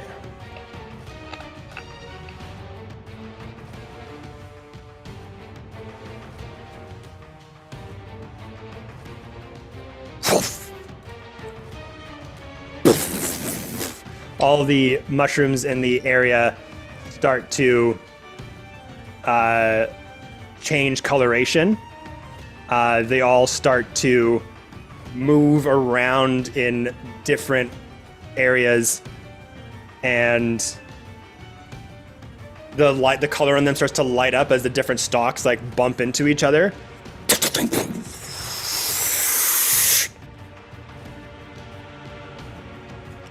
Who's doing that? Doing what? Only you can see that, I think. Checking it. Okay. That was me. Hilarious. Mischievous. I will back up 10 feet. Right after I threw it, I'd back up 10 feet. It's gonna blow. He just runs. Cool, guys, don't look at explosion. Put sunglasses on him. Did you want to say that you took 10 feet back and then threw it? No, I'd throw it and then Like a take football? 10 feet back. Because you said it was like the mushrooms were like activating, so I'd run back. Okay. Make me a dexterity saving throw. I can do that at advantage. That's a natural 20. Oh, goddamn. Dex it up. Whoa. So For this for as 22. well, good thing for you, it's on a higher elevation. Because for you, Lewin, Oh gosh. I didn't think about that. Oh wait. You, Ah. you're losing a bit of hair. Oh, my hair. so this is actually, it is a sphere. Oh no. Yeah. Well, it gets 2 displacer beasts, so that's... Sorry. Can I I don't care hide how underneath big the it? room is, I cast fireball. Someone's just holding a skeleton by the end of it. Yeah. Oh my god. Fantastic. So, I need Lewin to roll me a dexterity saving throw. So be it. And that's a d20 plus the dex modifier for saving throws? Plus your saving throw dex modifier, The dex correct. modifier. Alright. It's an 8. Oh gosh. Can I help him at all with that? I'm like close by. Unfortunately, not. That's not a help I action. want to be like, can I like prone in the water or something? But it's like a puddle. It's like It's 6 a inches. puddle. You can put your face in and get your back burned. It's just a puddle. He won't save Just a me. puddle. Stupid Okay. puddle. I rolled saving throws for my guys as well. Here comes the damage. Lord help us.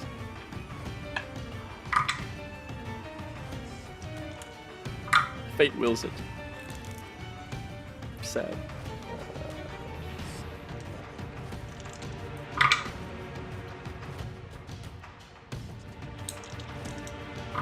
Oh gosh. Yeah, I don't like this. Stop. Each little mushroom was a fireball spell, so it's Yeah, like what kind of mushrooms are these? 20d6. What 20d6. mad god devised these pieces of nature? That'll be 24 fire damage. Well, that's just beautiful, ain't it? 24. And that'll be 12 for you, Torben, because technically you threw it. I was describing it kind of hitting each other as the delayed thing. It's kind of like right when they go in there, goes. The crowd better like it. I don't care. Oh, they do. The Splacer Beast also took some hits. So was that one attack of my attacks that I can take? That was your action to throw. Okay. Oh boy. But the one that got hit here.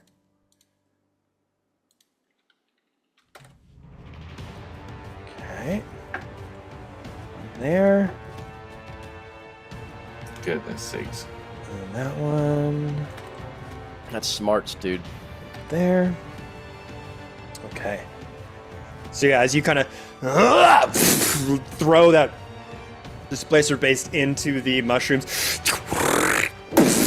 it explodes like shit. And you just kind of start to take back the flames of it. It just erupts in such a fast emanation that it kind of singes your face a little bit, but you're able to step out of the way and not taking the full brunt. Lewin, as you have your cat in the water, you're over top of it like just this yellow bright light behind you. Just feel this immense warmth. And you kind of take the cat and try to use it as a shield almost, like you put it in front of you and it burns both of you. Have it up above you. You take the brunt of the fireball, unfortunately, as it scorches your back and onto your shoulders as you try to get the cat into the line of fire. But you still have it in the water as it's still gasping for air, but you took a pretty big hit.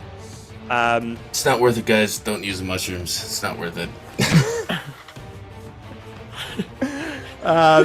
Okay. Anything else, Torb? Yeah, anything that was my else, action. Torb? I don't have a bonus action other than rage. So Okay.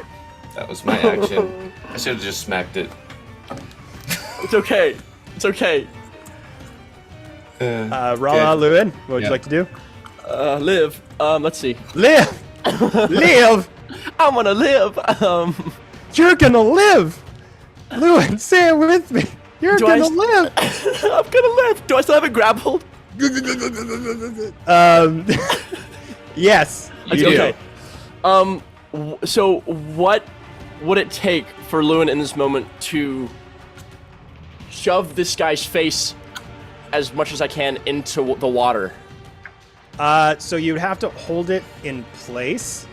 Okay. I believe it would have to make some saves, maybe a constitution check, and would start to suffocate if it can't get out. Yeah. If you shove it while it's grappled, it's now restrained and prone on the ground.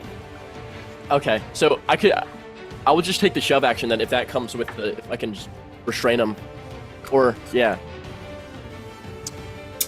But if it's just raw with holding his breath, it's like 1 minute plus your constitution modifier. So you have to hold him there for like 6 rounds? 4. No. Yeah. Something like that.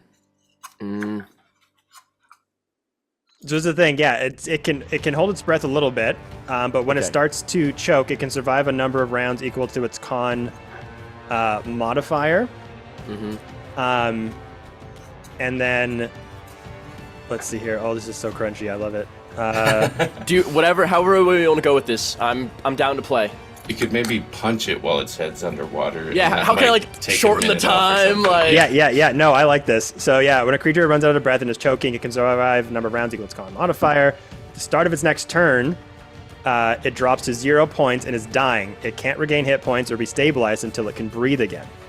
For example, a creature with a constitution of 14 can hold its breath for 3 minutes. If it starts suffocating, it has 2 rounds to reach air before it drops to 0 hit points. Here's what I'll do for you, Lewin. Okay.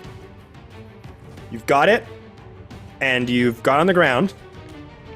If you hit it again, if you shove it, I will reduce the damage done. I will reduce its ability to hold its breath. Okay. Do that. I'm gonna go for that. Immediately. Yeah, I'm just gonna get as many just like elbow cracks down onto him as I'm like holding him down. Go to sleep. Go to sleep. Go to sleep. Yeah, I'm just like taking my helmet and just bashing him. Yeah, against and the so skull. if you do hit it and with the shove property, you will make it prone, which gives you it'll make it straight rolls for the attacks. Okay. All right. I'll take that. So go for the would that be a roll to shove? So you can with your unarmed strike you can do damage and shove Just at the shove same it. time. Oh, Great. yeah. Okay. I'll do that then. I'll go for an unarmed strike. Okay. Ooh, that's mean. That's Nasty. 5 plus. That's not good. That's an 11.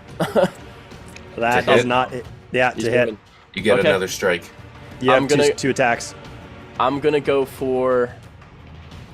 Yeah, I'll just do another second strike for now. I know we got other fights after this if we're gonna do that, so I'll just straight up do it again. No. That's a nicer one. I grabbed my dice because it was going midair and it was gonna just go into my pants, so I just. But in a grabbed it. minute. Just to say, But in a I didn't know what the minute. number was. That's 15 plus 6, 21. Hey, go. that'll hit. Okay. Yep, and I'll just, I mean, it's going to be 4 damage either way, but for flavor, Lewin's going to helmet off and just crack him on the head. All right, roll damage. Or no, 4. it's just 4, isn't it? Yeah. This many. 4. Okay. So, with that 4 damage, number of minutes 1 plus its con mod. So it can technically hold its breath for 4 minutes. Each damage reduces pretty the good. minute. Okay. So Yes. as Alright. you Wait. this crack like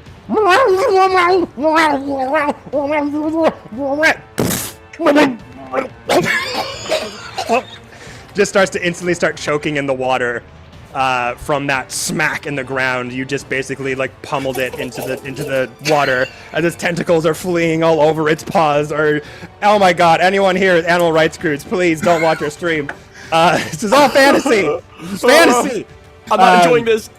It's them or it's them or us. But yeah, it starts choking in the water instantly from that crack, and you've now its legs were kind of like keeping it like afloat a little bit, like it was submerged in the water. It still had its legs up, but that hit on the upper back of the neck just flattened it out. So it's like completely submerged in the water now. It's just struggling to survive at this point.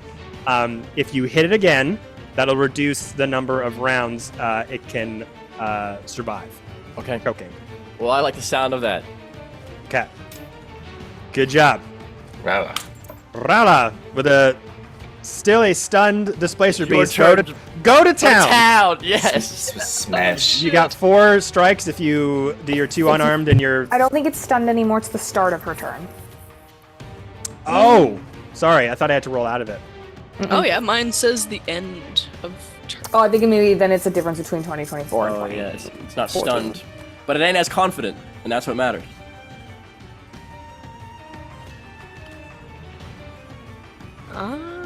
So that was the last one. Thank you, voicing this guy. God, Jordy Rose. So Yes, yeah, it would Jordy. have gotten out of the stun at the end of its turn. Okay. So you have your 4 attacks again if you use your key point for a flurry of blows. But if you hit it with the unarmed strike, you could try to do a stunning strike again and keep it immobile, so you wouldn't have disadvantage. True.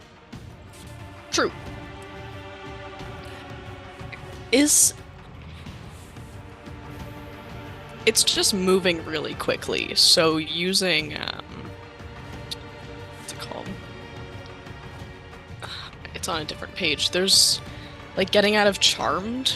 I can like stop effects. Stillness of mind, I think, is what it's called. That's for you. Yeah, you're fine.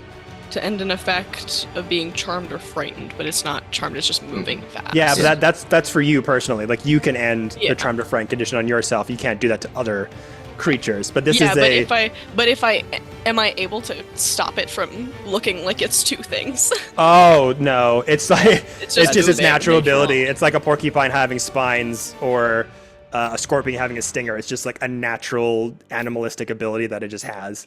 Okay, yeah, I'll swing on him. I mean, And tear out use his Draconic tentacles, Strike. I don't know. All right, Yeah, I'll apply Draconic Draconic Strike to it. Okay. Roll to hit. What happens if you tear out his tentacles? That's a 14 plus 7. That Or- hits. With disadvantage, right? Yeah, so you'd roll twice and take the lower amount. Yeah, the other one was 15, so I was just making God damn! couldn't use it. You I are wanted to use it. crazy. Focused. So that would hit. Focused. To answer Lewin's question, you can certainly try Just an idea. I don't know. to try to rip the tail off of its body to stop it from vibrating. Real. If it's in its nature, just remove the nature. I don't know. Just remove the nature. Oh no. Hey, you okay. got a friend who Uh, needs a lot of animal parts. Just saying. Okay. Ah! So, how many times was I swinging? That's That was your first one out of possible 4. out Yeah. of. Okay. Yeah. With So flurry I'll of blows, yeah. so I'll try for it. I just dropped one on the ground. That's a 6. Who are you? I just found the cover from my Xbox remote. That made me so happy. Okay. Yeah, Yeah, no, the 6s. that's a miss. Okay. Do you want to do another point for flurry of blows? Or It's just 6 your plus bonus 7, action. Kev. It's 13. Does that Plus 7 still plus miss? 13. 13 hit or miss? Oh, 13 would have hit. Oh, Oh, sweet. well, yeah, so it's 6 plus 7. 13. Damn. Yeah. No, Two that hits. hits. Fantastic!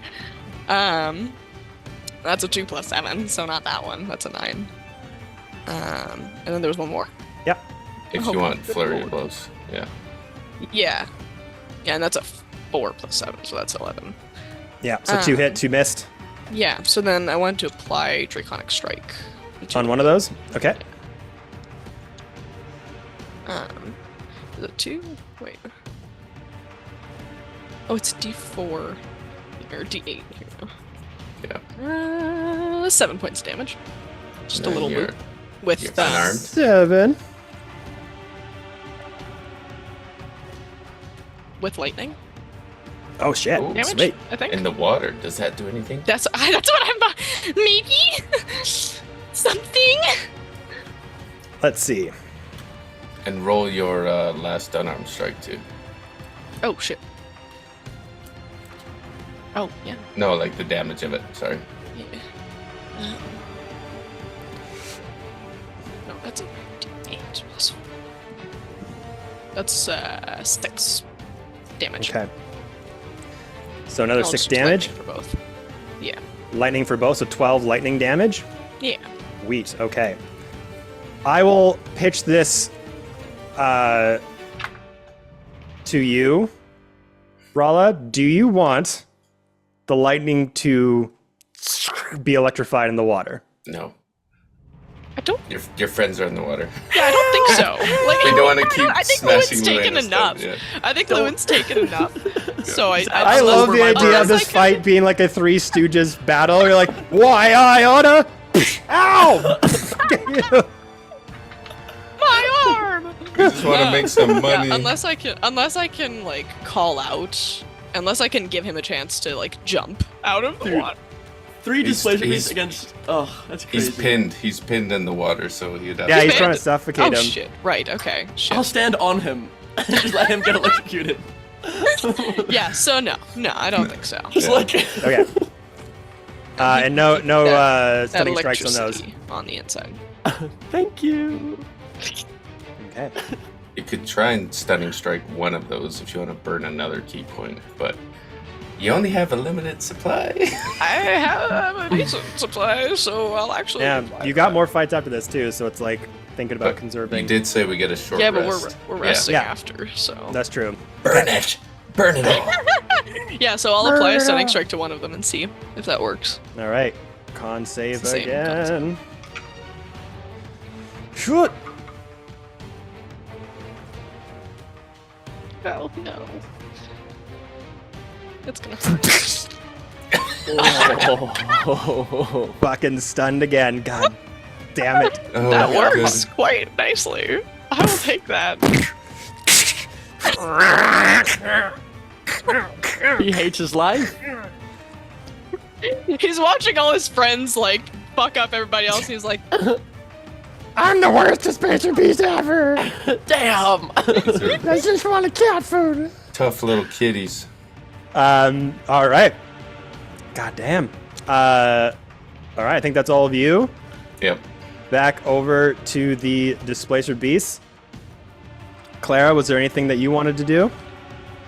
Seeing all your friends interact. Do they look? Do the amount of damage my friends are doing? Does it look substantial? Or any of these bloodied?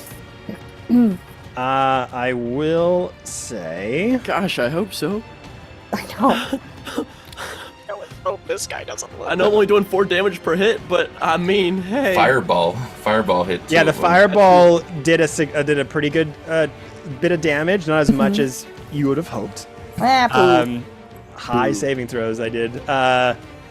Rolla's looks fucked up. Rolla's I not imagine looking so. good I at imagine all. so. It is just broken bones and like blood coming out of its mouth, and it's getting ripped to shreds.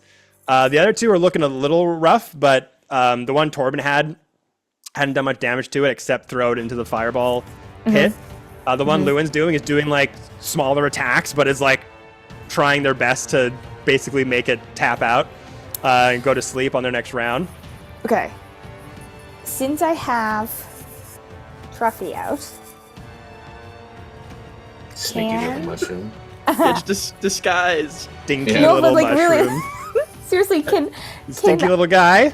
I love him. I tell him to get a little bit closer and like try to disguise himself as like one of the mushrooms on the thing. And I want to use one of his abilities if that disguise works. Like he's just like pretending to be.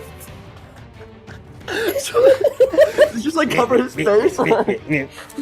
I don't think I've ever given like Truffy a voice, but I'm starting to, and I should have been doing it the entire time. It just make it like not just it's Truffy. He's not trying to hide, but make it look like he's part of a natural environment. More of that than A anything. natural by trying to be a natural environment is insane. So you had Truffy out before you entered in here, so That's he's right. been following you around. So I just want to make sure I understand the events that are about to unfold. You want Truffy to go down to the arena Okay. here's the without thing. it looking weird. Can you transport him? Like, can he just like appear somewhere? No, unfortunately not. He doesn't have like teleportation or anything. Basically, he has an ability that if something's within 60 feet, he can try and attack it with a root that goes through the ground.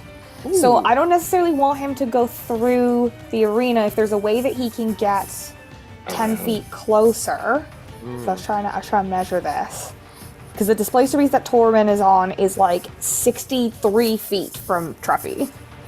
So I just want to get him 3 feet closer without being obvious, like stealthily. He can attack the one that's on Rolla, though. Yeah, I was about to say. Yeah, but that one's like really fucked up. I'm trying to help Torby, you know? Makes it one less on the field. That's what I'm thinking. Yeah. That's true. Okay, then maybe I'll just do that. Okay. So I'm gonna whisper down to Truffy, and again, trying to make this look as natural as possible. I want to use his ensnaring strike to try and restrain the one against Rolla. So I have to make an attack, and then if it hits, it takes damage and it's restrained. Okay. I need you, before you roll your hit, to make me sleight of hand or stealth let's say you're in the middle of a bunch of people, like it's like Assassin's Creed, like there's just like crowded groups of people all around the outer side of this arena, and you were in the front, and you kind of like you had your little trophy idea, and you kind of disappear from the edge of the arena. Lots of people blocking you. You got Truffy down. You're like, all right, Truffy, do your thing. Make a sleight of hand. Okay, we're gonna do. I'm gonna set my own DM DC right now. Okay. I'm guessing it doesn't work with a 7. All right. Make your attack. At disadvantage, right? Correct. Well, straight roll. Okay, Stunned. I'll re-roll both of It's them stunned. because I did both. 13. That just hits. 2 damage, but it's restrained.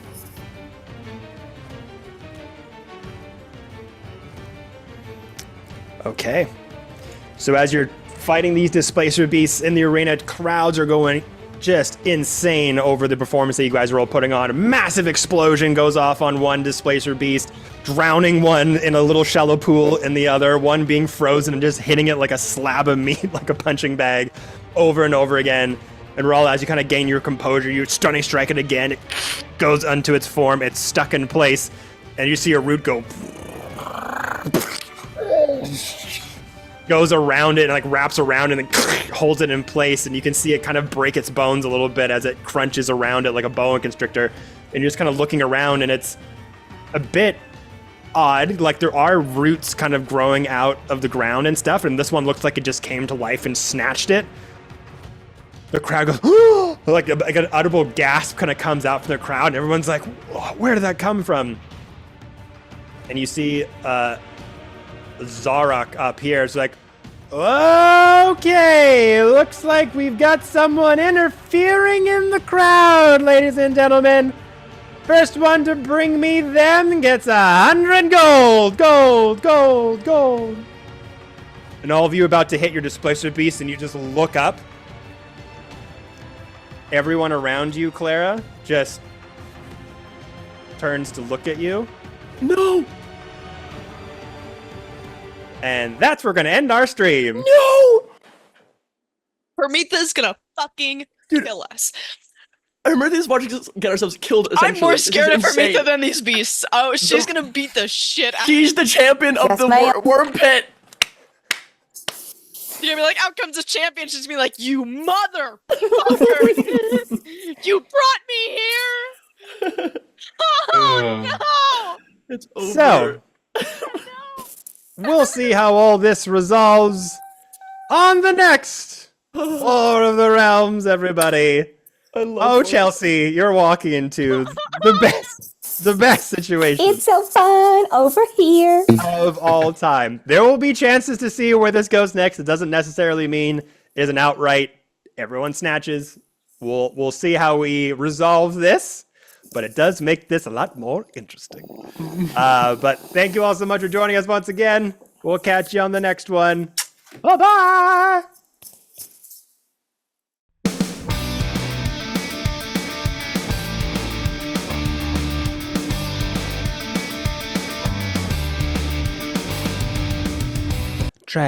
Lethandre. Lethandre. Write that down. Hermitha is So still there. unimpressed. Yeah. Probably next to Clara, just begrudgingly, like, It's not hate you. gonna take part, Tobin. Rise up to the